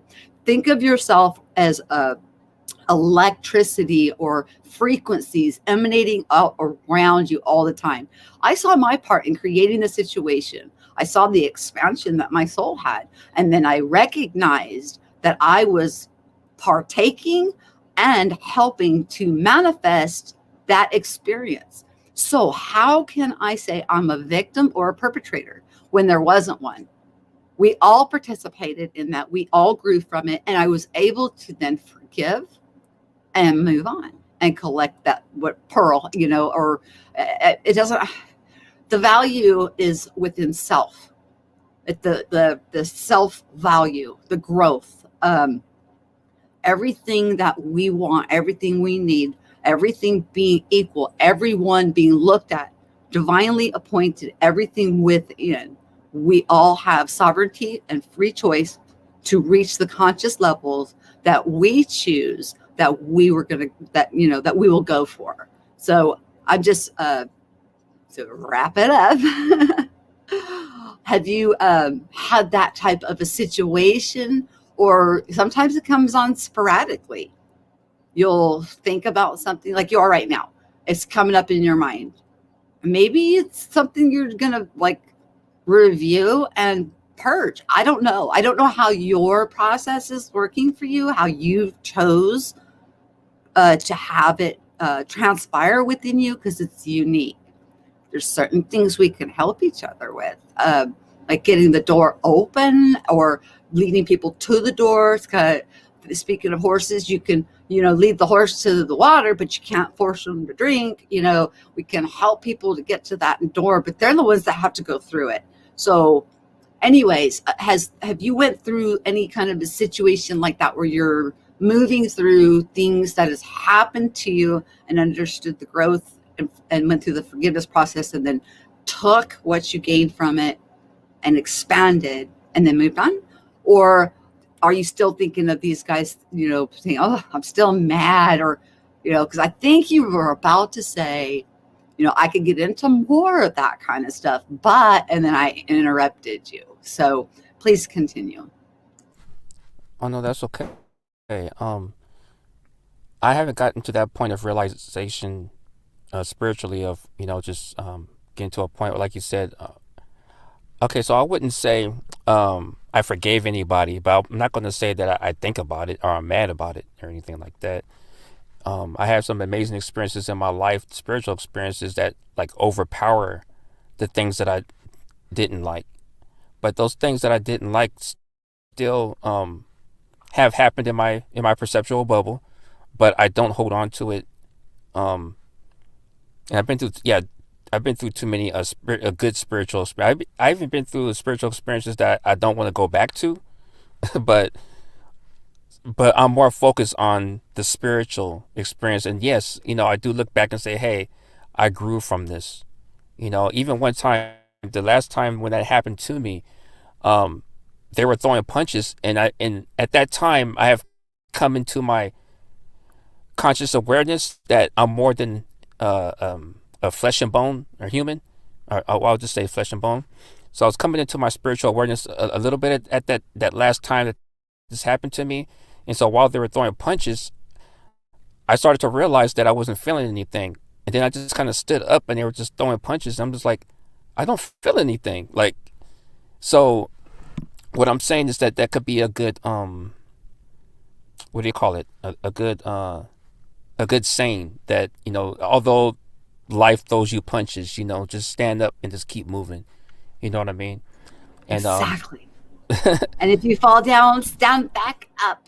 Yes. Yes. Right. And I had a friend that I was close to that she said that after I told her about that, she said in her mind's eye she's seen it happening and she's seen that there was angels protecting me. And I was like, well, okay, cool. I mean, because I just feel like I had what do you call it, a guard, some kind of guard or shield on or something, to where I just didn't feel what was happening. So I started to tap more. Think we're doing this all on ourselves and getting all of this, you know? No, we're assisted. We get assistance. So I'm wholeheartedly with you, but we still have to ask. We have to want it. It's the desire of the heart, you know, and then it comes. It comes. Right. And this one night, I'm being moved to say this, but one night I was praying and I asked God to come into my heart, and some amazing things happen. Some like what you call supernatural things happen. Now, some things that happened that it's not like I took on a belief previous to this happening and I just assumed that this would happen. No, some things happened that I had no idea about right then and there. It just felt like the sky opened up and some other stuff happened. So anyway, long story short, I've taken a more leaning towards the spiritual, and then now I'm able to step along the side of some of the punches that are being thrown and say, hey, you know what? I haven't gotten to the point where I say, okay, well, that's a part of me that I'm going to live through to learn something from it. But I'm looking at it like, if it's negative, just as long as I'm leaning on spirituality, then that's where the power is at. And like you said, you could ask as well. And if we have protection, um, you just communicate with that as your best friend, and you should be okay. I mean, And if everybody, you think without a doubt that you have protection, you can manifest it. I mean, you know that you have that power. It resides in you. right, right. Everybody has their own experiences, but that's what happened to me. Yes. And they're all valid. They're all true. They're all authentic. That's what's so interesting about how unique and how wonderful that this is. What kind of a place is this where we can all have a unique experience and go through a unique process of refinement and come into the truth of who we are and understand how unique everybody is, and through the perspective and lens that they're seeing this place, and understanding that there really is no wrong way as long as we're not hurting each other. It's beautiful. It's so perfectly made that, I mean, my goodness gracious, no wonder everybody was cheering and clapping when it was finished. It's perfect. It's just when we got stuck in a loop. So help came in. There's help here in order to break the loop. I'm sorry, Michael. I'm sorry. I normally don't do that, but I think he just nodded off on us. But it's like we began to create the creation. We began to make the creation the reality. We reversed everything. We turned it upside down and on its head. And then we started reverberating. Help came in. Now, there was such a recycle going on that many people that had already been through, let's call them, like I said, I'm going to do that. It's called the theory of the originals. It's a new project that I'm working on that I'll be, putting videos out. And the originals that came in fully developed, and they knew who they were. They came straight from God or source or the creator. They were there as this place was created. They knew everything. Well, when they left, they still were pure. Okay. So they had to wait though. They wanted to come back in because of what was created was under their watch. And they wanted to come back in and try to do all that they could in order to reset or fix or put back at least into balance. They had to wait because so many people were no longer making it out and able to stay in the higher realms because of the harm they were doing to each other. They were recycling back in. So then it got to a point where it was just so repetitive that nobody was moving the call out. So a bunch came in. I think a lot of people have heard of the 3 waves of volunteers or whatever way that it has resonated out. It doesn't matter, however, or guardian angels, angels amongst us, angels within us. Be careful of who you're talking to. You never know if you're entertaining an angel. It's just different sayings are known in different ways through different people. But the volunteers finally were able to come back in. And they're trying to, but they had to come in under the conditions that were set, which were the conditions they set in the beginning to make sure that this didn't spill over and can cross-contaminate other realms of existence. You can't have complete purity contaminated with this kind of duality of harming one another. It had to be contained. So they had to come in with the mind wipe. They had to remember who they are. And then they had to grow from there exponentially to be able to propagate this light and shine it brightly, so bright that others could see the divinity in them and come out and snap out and know there's no inequality. Everything that the originals that came in with, that were the first ones created, which is, in the Bible, Adam and Eve, or, which I'm calling them the originals in that series. Every child born that was born into this realm, everything is still equal. Everything, not the ones that were placed here in the beginning, and any child that came in after, has everything in equal portions. Everything equal. Somewhere along the line, people just forgot. and started replicating what they're seeing and made it into like a cycle of war and violence. And that's when the call went out. And, we're going through a huge process. I think that there was possibly some way that some either a volunteer walked by me in the resonance, that their frequency took hold in me, or well, it doesn't matter. Actually, it really doesn't matter.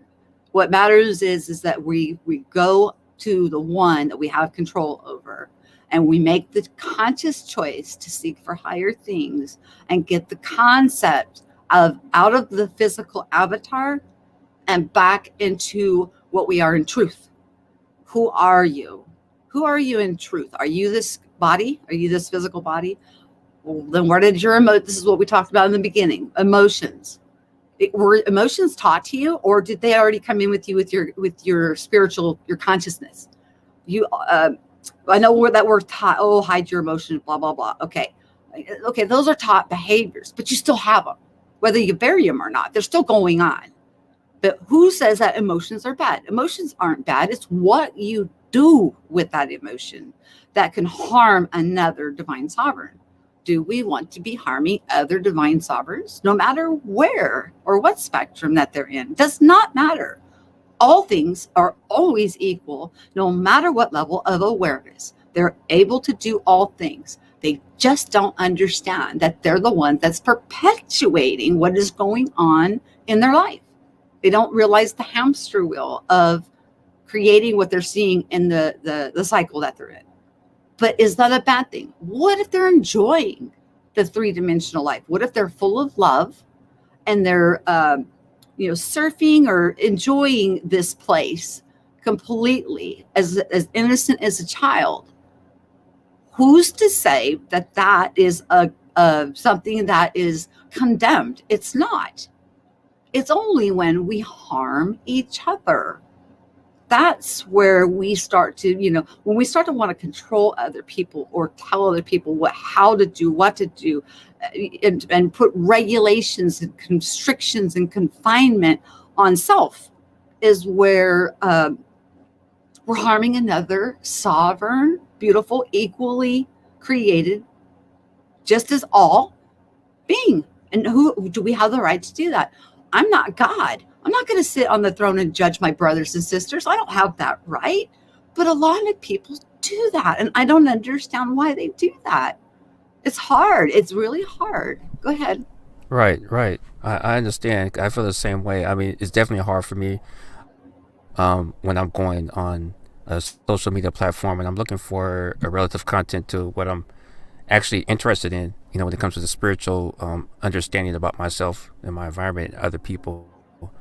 But if their video is titled, ME or something like that, then I'm expecting that type of, but then you have the other stuff that leaks in. And then when things get quiet on the panel, then everybody's talking about that other stuff that leaks in that, would you say, people are propagating, unaware that they're, like you said, is the information is going into other people's mindset, and that community that's in the chat that was all happy, all of a sudden it turns dark, and the lights get dim, and it becomes. That's why we need to know our power. Know your power. Just know it. Know what you can do. Right. Yeah, go ahead. Right, and some people don't know that. Some people are just writing on the surface, and I understand that. I used to be there myself, where you're just writing on the surface and you're just taking information, and then somebody says affects you, and then you have to reply and this and that. But now I'd rather be an observer than to be reactive all the time.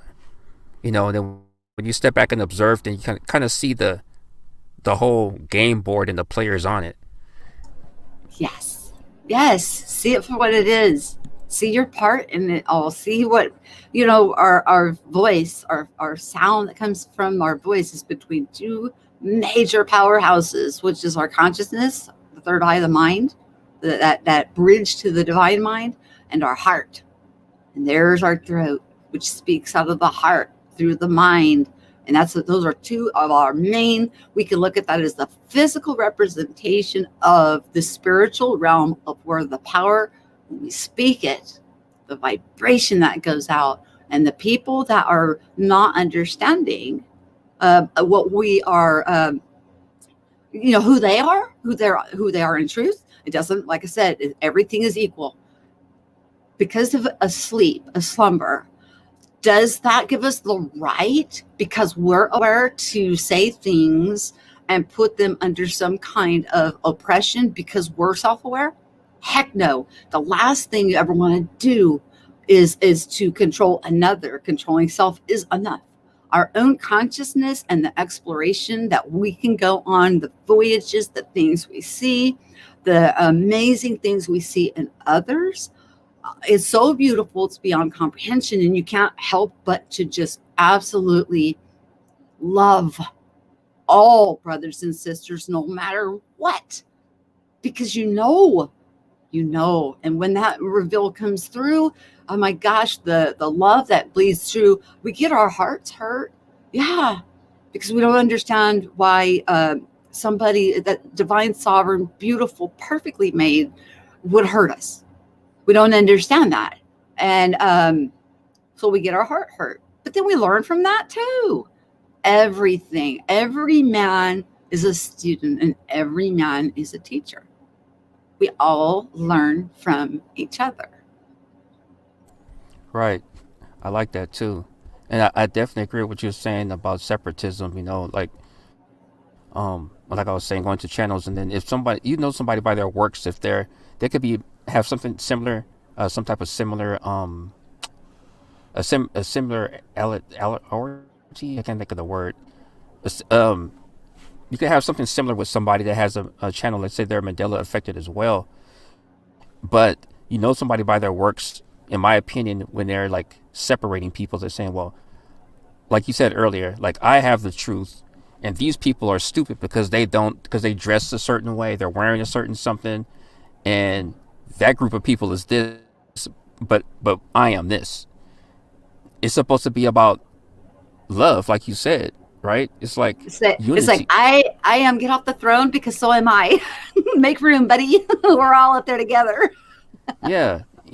And you could tell by how they talk if there's drama on their, and things of that nature. It's just like, okay, well, personally, I'll stick with, coming to awake and activate or something like that, because I'm hearing something that I would rather hear than separatism and drama and things of that nature. But at the same time, like you said, somebody told me recently, like, oh, maybe I'm here, maybe God put me here to go this route. And I said, well, yeah, you're probably right. Everybody has their path. Mm-hmm. Yep. And a lot of times it's just stuff that we've learned from outside of ourselves that we've got stuck, within our ears. And then it constitutes fear. And then from fear, we restrict and limit. And then what are we doing? We're limiting the unlimited. We're putting something finite on the infinite. We're defining God and the omnipresence and the all-powerful who created everything from the beginning. How can I sit and justify saying such things that would be completely contrary to the absolute, just look around this place and what we're all able to do. We cannot limit the unlimited. That's one thing. And we can't fear. If we're reacting or acting out of fear, if we're worried that, oh my God, I'm going to go to hell. First of all, there's no hell. Okay. Once you get to this, if you want a hell, you'll create one. Okay. You can go visit there all you want, but you created it, uncreate it. The power resides within. I will constantly here tell you, I will try my darndest to lead everyone back to self. I will do my darndest to lift anyone up. I'll do the spiritual work if I see that you're absolutely, that's the only way that's going to pull you up and out of a cycle, and bring you to the understanding within you. It's really difficult, especially on these public platforms. We're mixed batch. There's people of all sorts. To really get to know people on this type of a platitude is difficult. But at the same time, this type of a platitude can put out all over this place, and people can resonate when they hear the truth. When people hear the truth, it will resonate within them and create the dynamics within themselves to make the free will choice to seek, because they have this inner knowing already. Inner knowing, she's in the chat. This inner knowing within themselves that there's something more. There's something more than just what we're doing in a mundane life. There is. And I'm here to tell you, my friends, there is. And it's you. It's me. It's all of us. I hope that made sense. I kind of went off on a tangent. Sorry. Oh no, that definitely makes sense. More sense than the bank. More sense than the bank. It makes a lot of sense. You are so cute. Yeah. All Yeah. I want to do is just feed. I want to feed people, and I want to be fed. I want to be at a buffet table. I want to be eating with you guys. I want to be growing with everyone. I want to be, taking in and observing and absorbing and experiencing and expanding just as much as everybody else. That's what we came here for. But identity crisis is something that we kind of fell into. Let's come out of that, know who we are, and let's start moving forward with the expansion.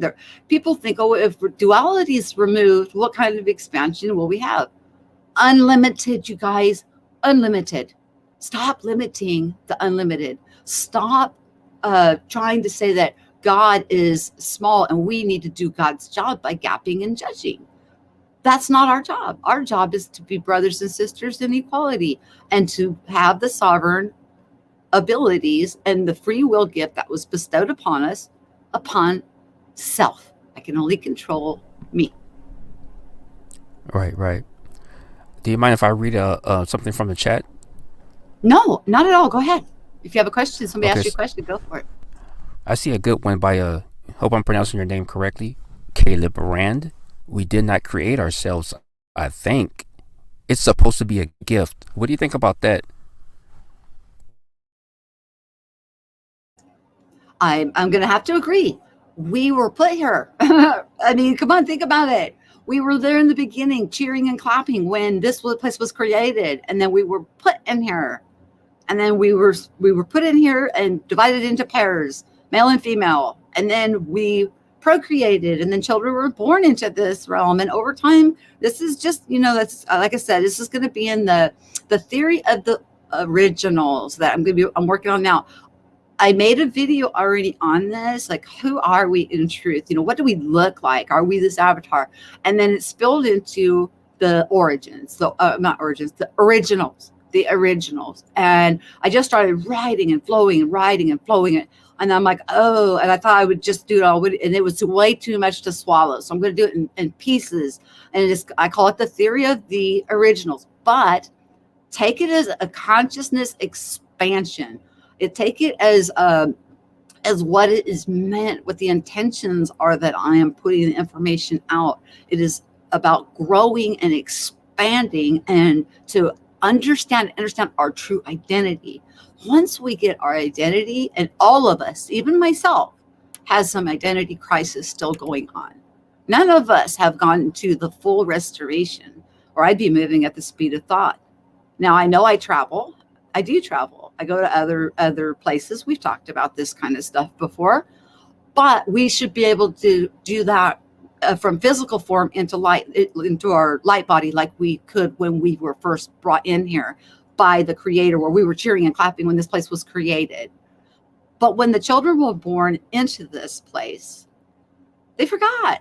We went into an identity crisis, and now we're going into a full restoration for anybody who makes the sovereign choice to seek it out.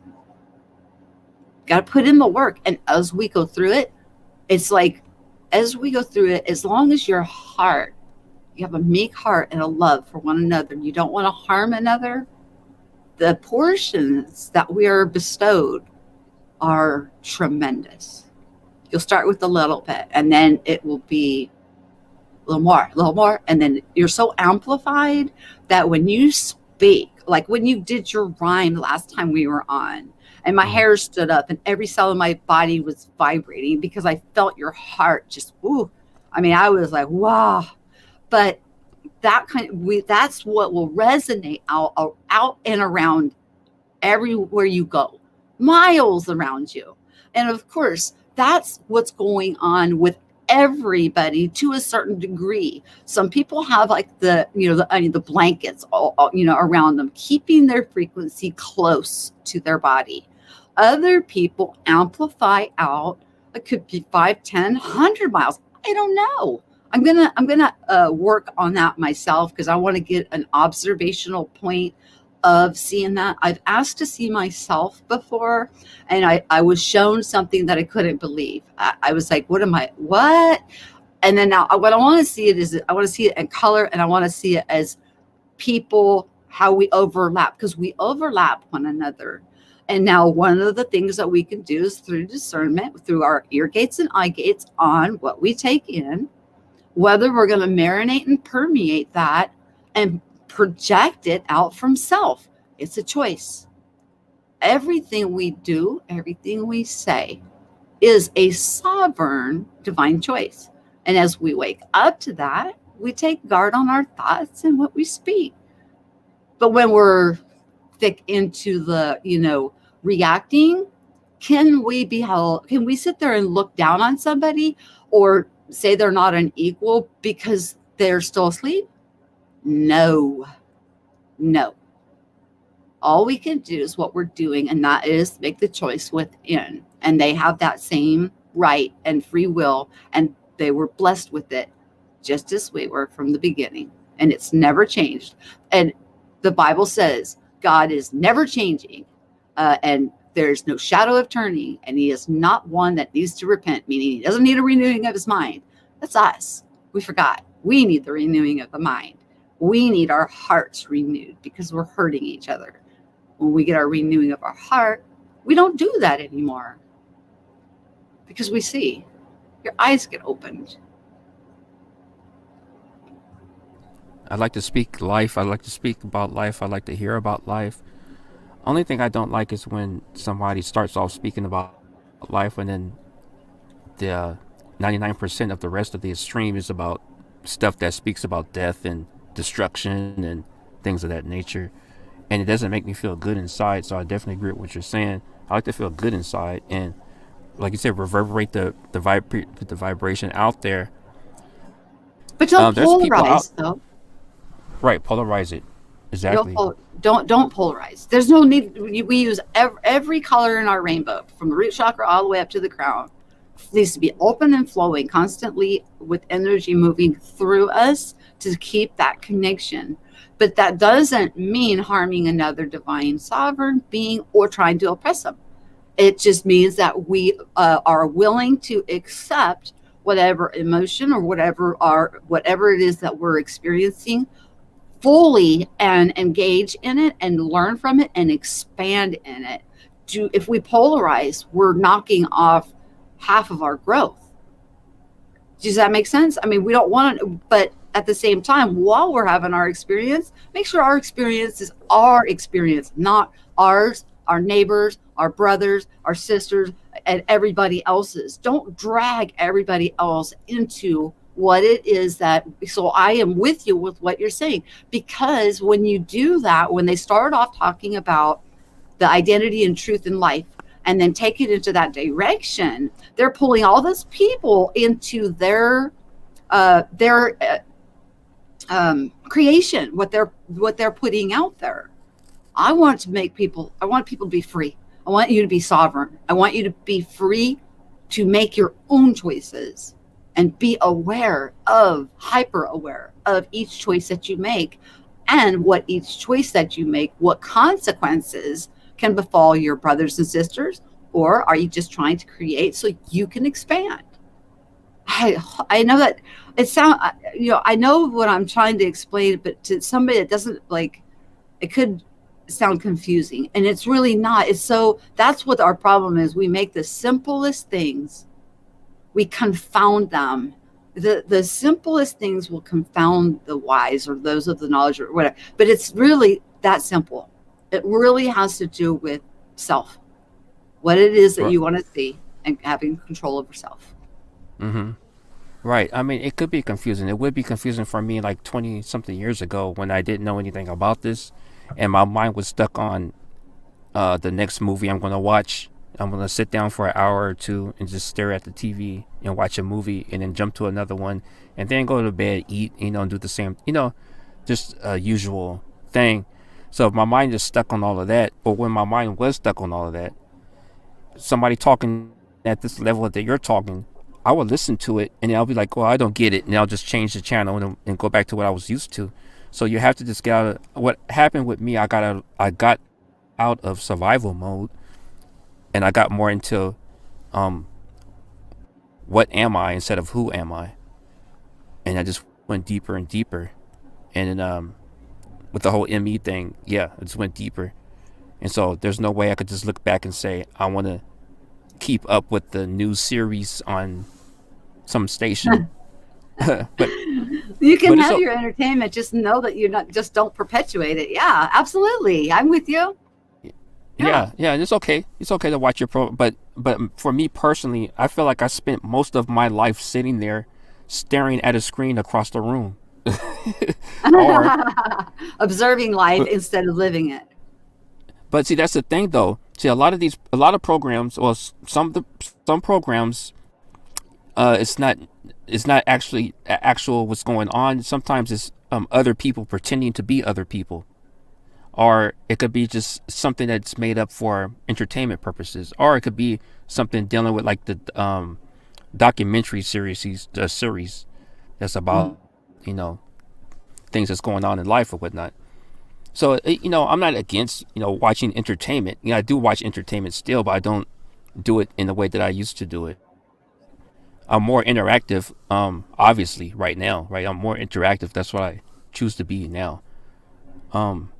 And thank you, Inner Knowing. I see you. I appreciate that. I have been through a lot, and I would say that I have grown, but I'm still growing. I was reading Dead GPKs, and he's right. There really is no NPC. There is no non-participant characters, because we have to get to that point and know that everything is equal. You know what, you guys? If we're gonna hang for a few minutes, I've got to take a few seconds of a break. I'm gonna play that thing. I'm gonna put myself on mute. If I'm not back, you just take the floor, sweetie, and I'll be right back. Okay? I trust you that you won't take over. No, I'm kidding. Like I would care. I love you, sweetie. Be right back. It's all good. Bye.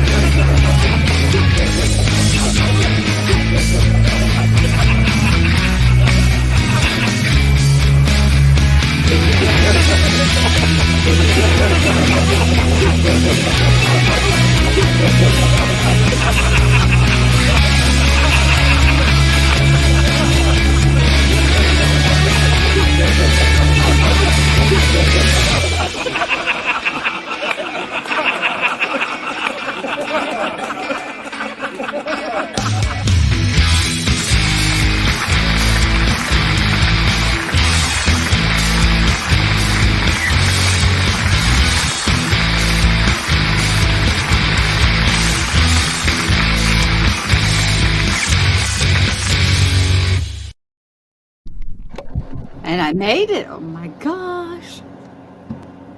I'm going to turn that back up so I can hear you.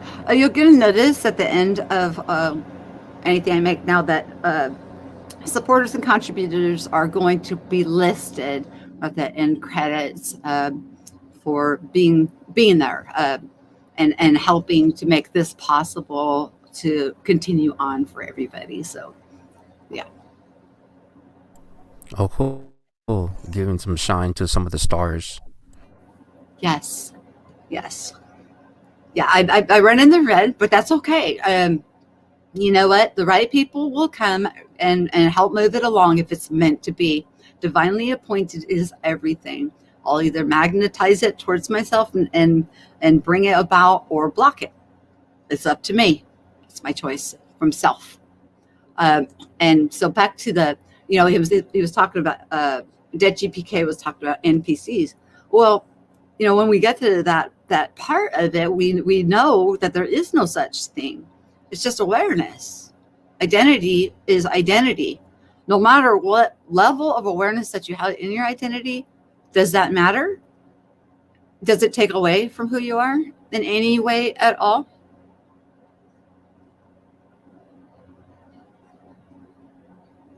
Are you there, Meta? Yeah, I'm here. Yeah, I don't run with that NPC title either. Yeah, a non-player character. So background people and things like that. There's no, just because they're not aware of their identity, does that take away from their identity? No, because that's what I was looking up. It says here that a non-player character is not controlled by a player. Now, if you look at that as a God, in the God sense that we're all connected to God, it kind of makes sense in that way where they may not realize who they are, but it doesn't take away their identity. They still have an identity because they are a character. We all are. Awesome. Yes. Oh, thank you. Yeah, we all are a character. And so how that will not take away from it. It shouldn't. And I think that whoever came up with that is just relating this all to a video game, because some people say that this is probably one big video game. So somebody said NPC. Well, think about it like this. When you come to the awareness of that everything that you think you could create, and therefore it becomes, because you don't have any doubt it's there, okay? How would that change anything from like programming a video game? It would be likened to the same thing. You're the programmer, though. As you become more and more consciously aware of your identity, you take the seat as the programmer. Therefore, is it a simulation that we're all programming? And are those that are, not yet aware of who they are, although it doesn't take away from their identity, they're perpetuating through the program and just recycling old program back out of themselves because they don't know anything different. They just haven't become self-aware. They're still equal. So they're still programming. They're just not aware they're programming. So your description that you just said was perfect. Right. Thank you. Yeah, and it also says here, it says controlled by the computer rather than by a player. Yeah, and controlled by the creation. Yes. Right. And then it says an NPC often advances the game's plot by saying scripted lines are assisting the playable characters in some way. So I could see where that term came from. It kind of makes sense to what we think is going on, but I feel that we all are characters. I mean, I've been in a position where I didn't know much about spirituality either. And I think that the whole NPC thing, I could understand it, but I think in some kind of way, it feels like separatism to me. But it's not. It's all inclusive. A lot of times, even through your description, it'll be somebody that is not self-aware that will say they know. They'll be the ones that are perpetuating and recycling old paradigm, and to keep the same patterns still flowing. Okay, so like if I'm judging or condemning or gapping or trying to say, hang around with these, do this, don't do that, and I'm putting rules and regulations, and I'm putting that out, and I'm saying that I am educated, I got this and that and that, whatever. Okay, and then other people who don't know their identity, then they're taking that information in, and they're thinking with all of these different certificates and education, and they're saying that they know, and then they're perpetuating it. So what they're doing is they're speaking, and these people are then creating it. But one person that's taken control over self, that becomes self-aware, enlarges, just like I was talking about. When you're wrapped and swaddled in blankets and blankets of darkness, and do not quite know who you are, it doesn't take away from who you are. But there's safeguards on the reach that you'll have. They're going to have to do it through talking, or they're going to have to do it by the sweat of their brow to bring these people to create through the television news, which they've managed to bring right into our living room. Okay, but they still have to do it in a physical way because they have not come up out of the physical paradigm. They're teaching physicality to perpetuate physicality instead of, and it's going to be the people that you don't expect. It's going to be these humble little people that are the least that anybody would ever suspect, that are going to crop up out of nowhere, and they're just going to shine the light so bright to wake others that choose to want and desire and know that there's more, that are getting tossed around by every doctrine or wind of God. It's like a whirlwind. It was described to me as, wait till I was told this, like 15 years ago, wait till the whirlwind passes over. And I was like, what does that mean? What do you mean whirlwind? Explain. Well, I get it. It was all of these different things that I fell into because I was seeking outside of self to try to figure out what was going on in myself. And I was looking outside at the creation for answers on what was going on in the one that I have control over, which is self. And once all of that dust settled, here I sit with self, and I will only tell anybody else what I will tell myself. I won't impose any rules on you. I am not God. I do not have that right. I don't have that authority. I have authority over one, and that is self. And anybody that is seeking or wants, assistance, and there's anything that I could do to make the process easier on others so they don't get thrown around like I did, that's what keeps me doing this, to try and bring it about in such a gentle way, to bring people to the loving knowledge of how flippin' awesome and perfect that everybody is made. Right. And I spent a lot of years myself trying to stay in that lane, in the right lane, what I feel is the right lane to be in. And I'm driving my body around. I understand. You're not saying that there's a right, wrong. You're saying the right way of self-exploration, the correct path of self-identification, self-awareness, right? Right. Okay. Exactly. Yeah. Exactly. Yeah, so I try to drive my body in the right lane. And so some of the things I did was listen to binaural beats. I'll pop in somebody. Have you ever listened to binaural tones? Yes. And beats? Yes, sir. Mm-hmm. Oh, okay. Yeah. Mm-hmm. And so I would listen to a lot of that. That gets you used to your Merkaba. When you listen to those, or like the tuning bowls and things like that, that vibration, when your Merkaba starts to oscillate and you can feel it energetically within, and you feel it feels like cords are wrapping around your arms and your torso and your legs, and you get, it almost feels like sleep paralysis. People describe it as like sleep paralysis. That's your Merkaba spinning because you're leaving. You're taking a trip. And we're meant to be using those day and night, not just during the nighttime, but we're to be going light body, physical body, and back and forth, toggling back and forth at will. And, it's just amazing. But when you brought that up, that vibration that comes from those binary beats, those tuning bowls, those ohms will help us to acclimate our physical 3D avatar self into resonating and understanding what's going on within without fear. So everything, there's so many tools that we have manifested out there to help us along with this process. It's beautiful. It's absolutely beautiful. Right. And it feels really great to experience the vibrations, like you mentioned. You mentioned sleep paralysis earlier. When I had my OBE experiences, I've been in a position where my body was vibrating. So those are the type of things.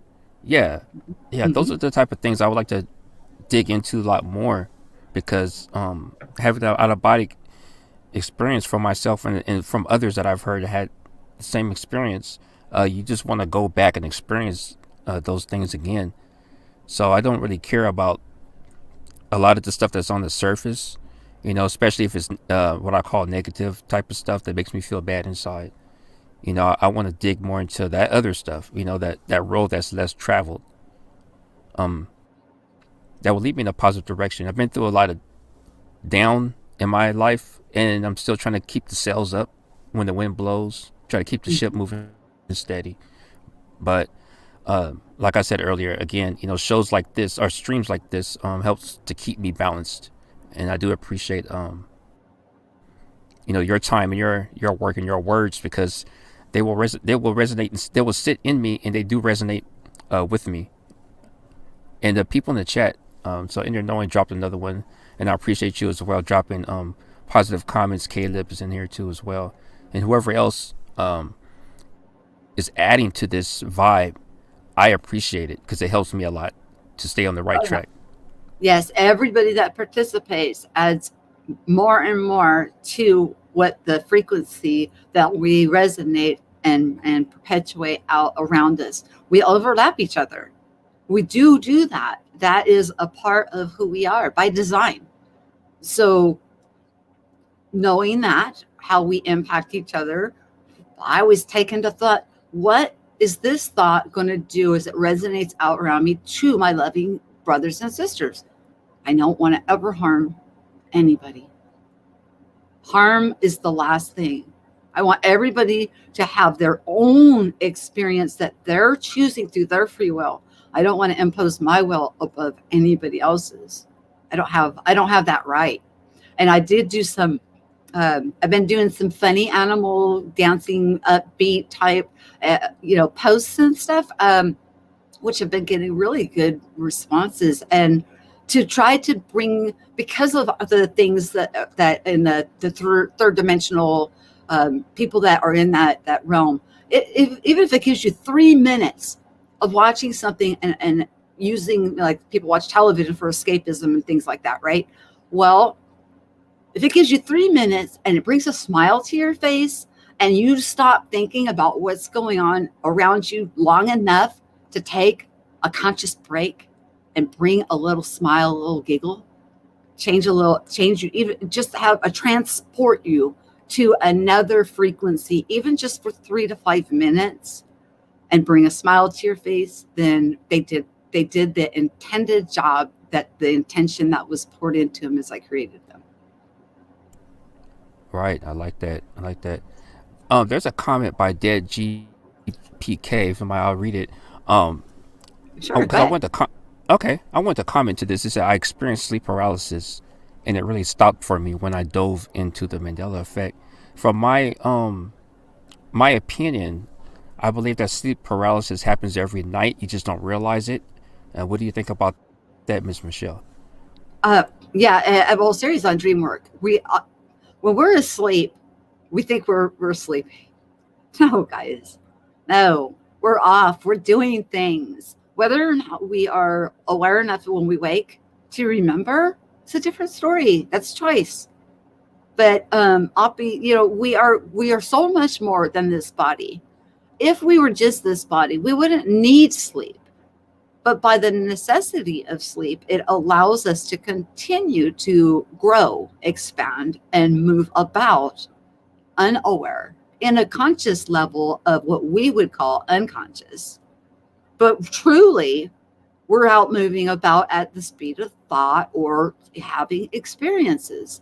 We're getting instructions. That's in scripture too. God sows the instructions in man as he sleeps. Well, it's found everywhere. If we would just have our eyes open and be willing to accept with our spirit, allow our spirit to be nurtured, we don't want to neglect the physical experience.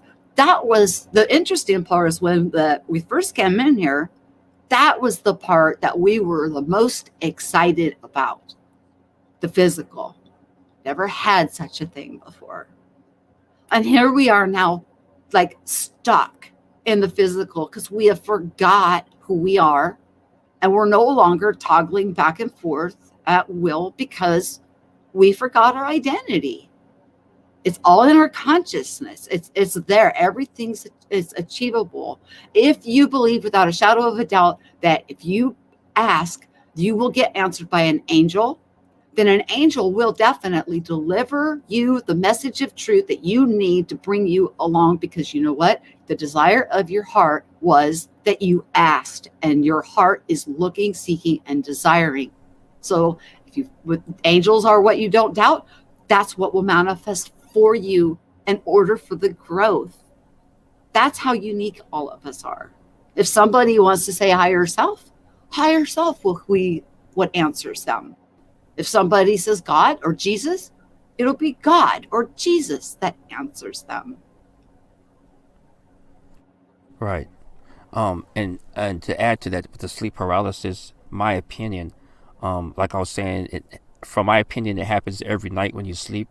And the reason why it happens is to keep you from moving around when you're dreaming. So you're dreaming that you're walking on the beach. I guess without the sleep paralysis, you'll probably actually get up and start walking. So the reason why,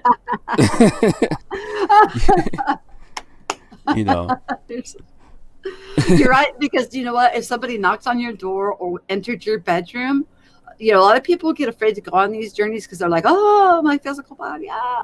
No. If somebody walked in your bedroom or knocked on your door, bam. We have no concept of how fast the speed of thought actually is. So much. We think of the speed of light. The speed of light is nothing compared to the speed of thought. We can be right back right there in our physical body. We can hear when somebody comes in our room or knocks at our door. So yeah, I'm totally with you. But I think that's funny that you like this. The sleep paralysis is truly, it's our Merkaba because we're traveling. Our body will just lay there dormant, just like an empty. It's not really empty because it's still it's still like the computer doing its thing. Your heart's beating, everything's still functioning, but you're never too far from your physical to not be instantly back in it when need be. well, right, right, yeah, it does. But I've had an experience sleepwalking. I actually remember what I was dreaming about while I was sleepwalking, and I was actually doing that particular task that was in my dream. Basically, I was walking to the kitchen in my dream, and then I found myself actually walking to the kitchen, going to the item that I was desiring to go to, and I was sleepwalking. So I'm assuming that the sleep paralysis, I would say that the reason why some people realize that their body can't move is because they've become conscious, and it goes back to what you said about spiritual journeys.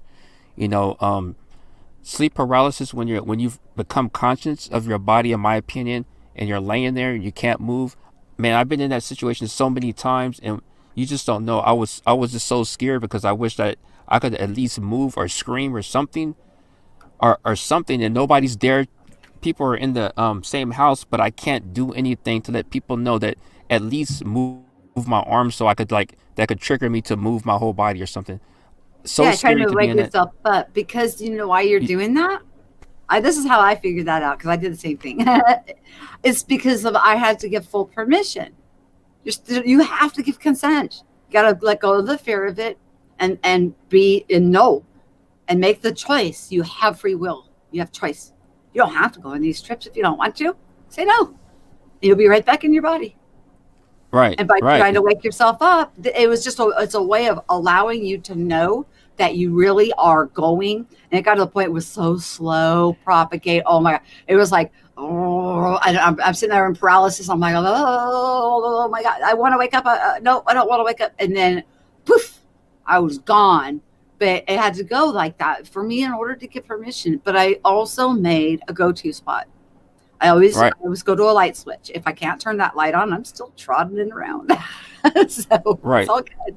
Yeah. right, right. And there were moments where I just didn't know anything about that. I didn't know that I was traveling or anything like that. So I didn't make those thoughts to do this or to do that when this happens. But now I know that um some of those times when I just faded back out into dreamland after the sleep paralysis. Oh no, I can't move. And then somewhere along the line, I just fade back into sleep, and then I wake back up and I forget all about it.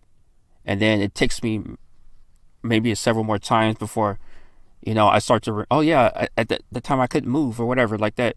So some people, in my opinion, are going through the same thing where they'll say like they're maybe relating it to the Mandela effect or related it to, and they're like not understanding that um like some of the out of body people are saying, well, I haven't had sleep paralysis, so that means that I haven't been traveling out of body or something like that, or the Mandela effect has something to do with it.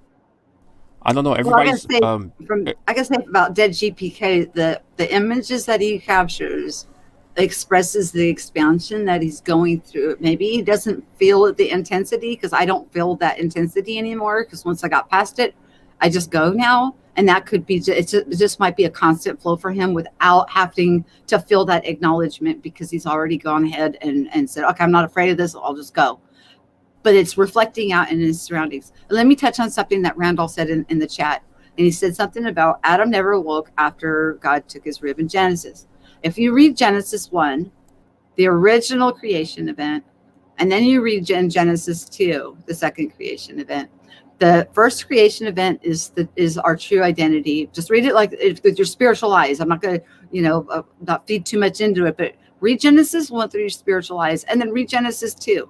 And I look at it as one is that's us, our identity, and the other is in soul slumber, where what we fell to because we forgot who we are. So one of them is very physical, where God no longer can create in spirit, that we had to be made out of dirt. And the other is very metaphysical, spiritual, where you speak it, and there it is. So one is definitely a spiritual, and one is definitely a physical. So that's just a hint. But it's always up to the reader as the veils get pulled off for at their pace, through their sovereignty, through the revealings that will happen within at the pace it can handle. You can't just have every freaking blanket ripped off you all at one time. I mean, that can make somebody go like mad. You would literally go mad to go from one state of awareness into complete awakening to who you are. I mean, to everybody else, you'd look crazy too. I mean, because you'd be like so out there. It would spin out our physical nature. So it has to be done in such a perfect, gentle, patient way. And everything is being done so perfectly. And again, through free will and choice. right. I like that.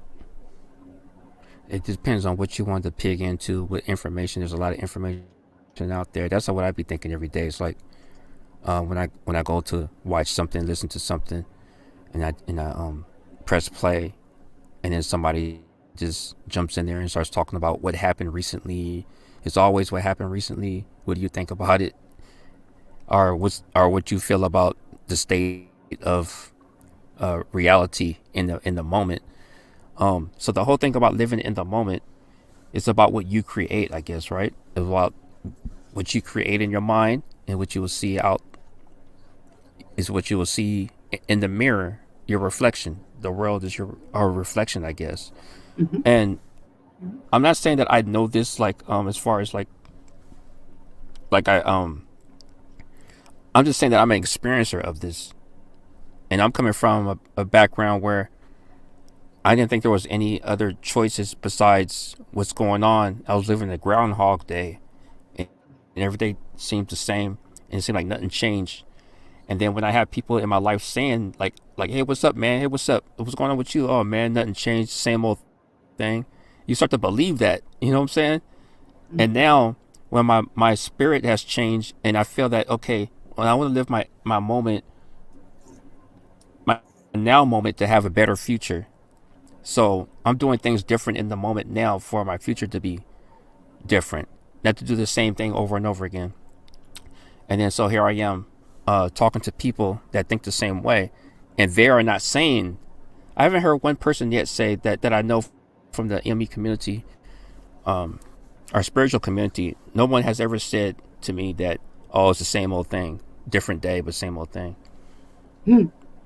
So I just Because it's noticed that. constantly flowing. You start to recognize the fluidity of reality in your eyes. When the Mandela effect, I was so excited because so many people were seeing it. I was like, oh, because it's a lonely walk. It was a lonely walk. And I was so excited about so many people were seeing the malleability of what it is that we push out is able to have an effect in our environment. And Caleb, you're right. We don't have to leave our 3D bodies. We are supposed to toggle back and forth. We're supposed to, okay, even if again, Christian, I read the Bible completely different now with my spiritual eyes.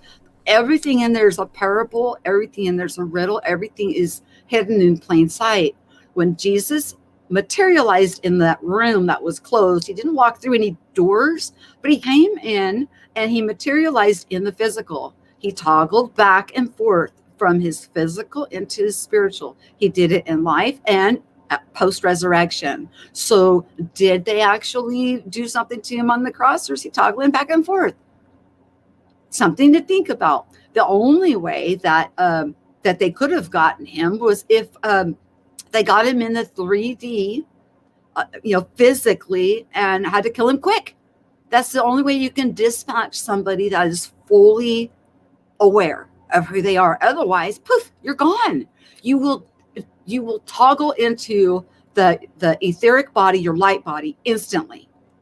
So they had to grab him unaware in order to dispatch him.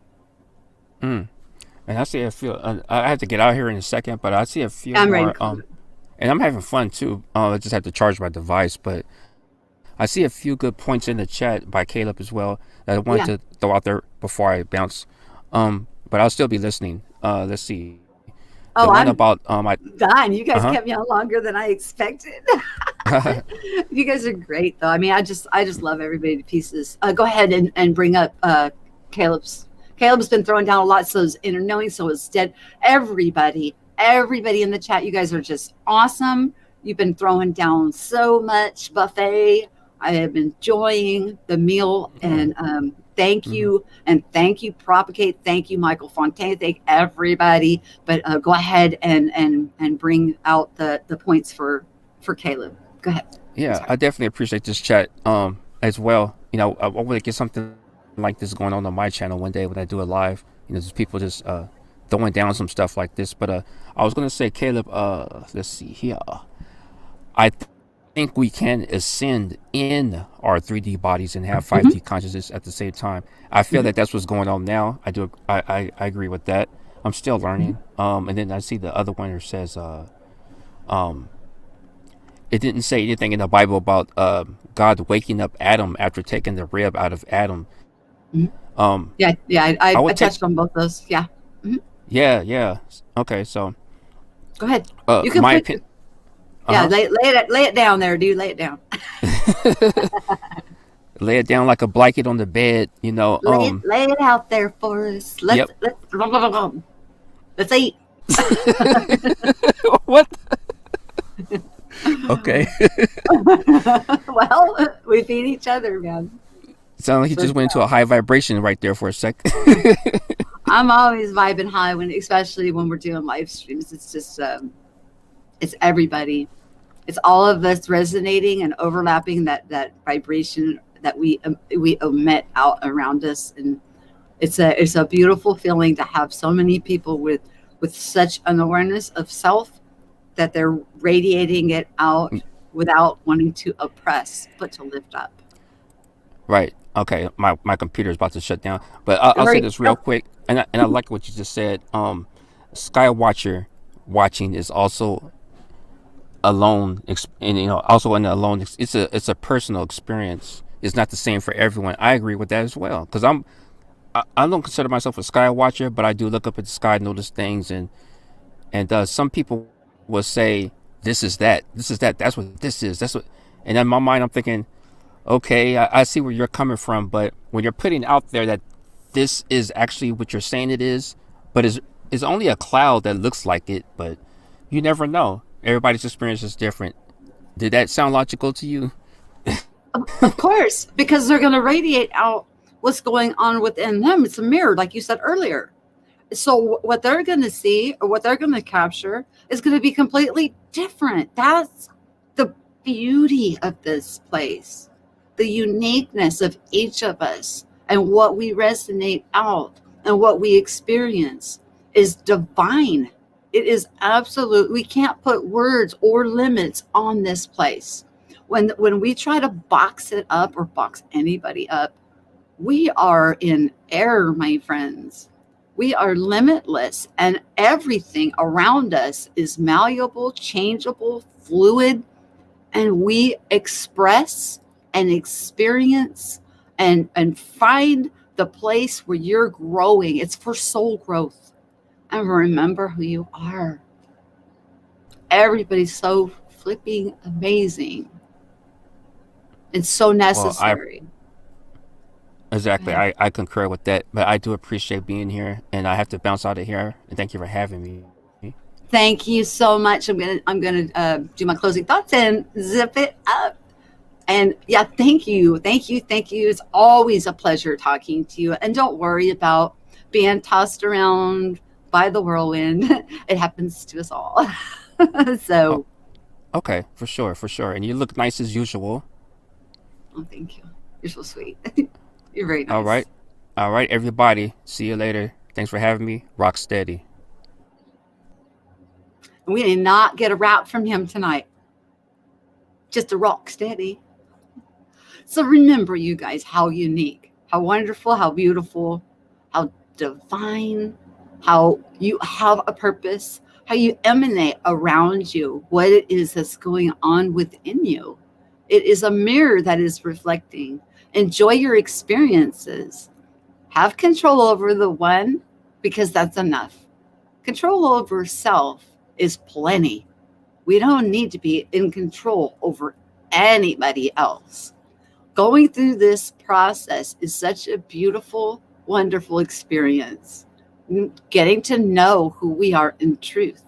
If there's anything I could do to make it easier than what I had to go through for anybody else, that's what's the driving force behind why I continue to do what I do.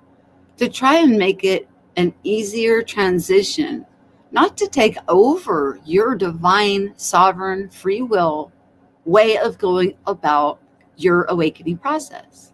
On the contrary, it's to try to remove any kind of a stumbling block that I may have fell over or fell into pits that took me, a long time to pull myself out of.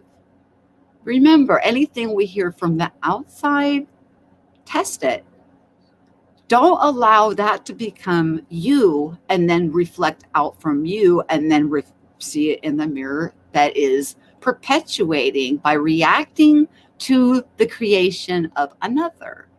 And when we hear from somebody else what they have going on or what they're saying or what they're doing, and we allow it to permeate in us, then what we're doing is feeding into their creation and magnifying it. But truly, it's our creation.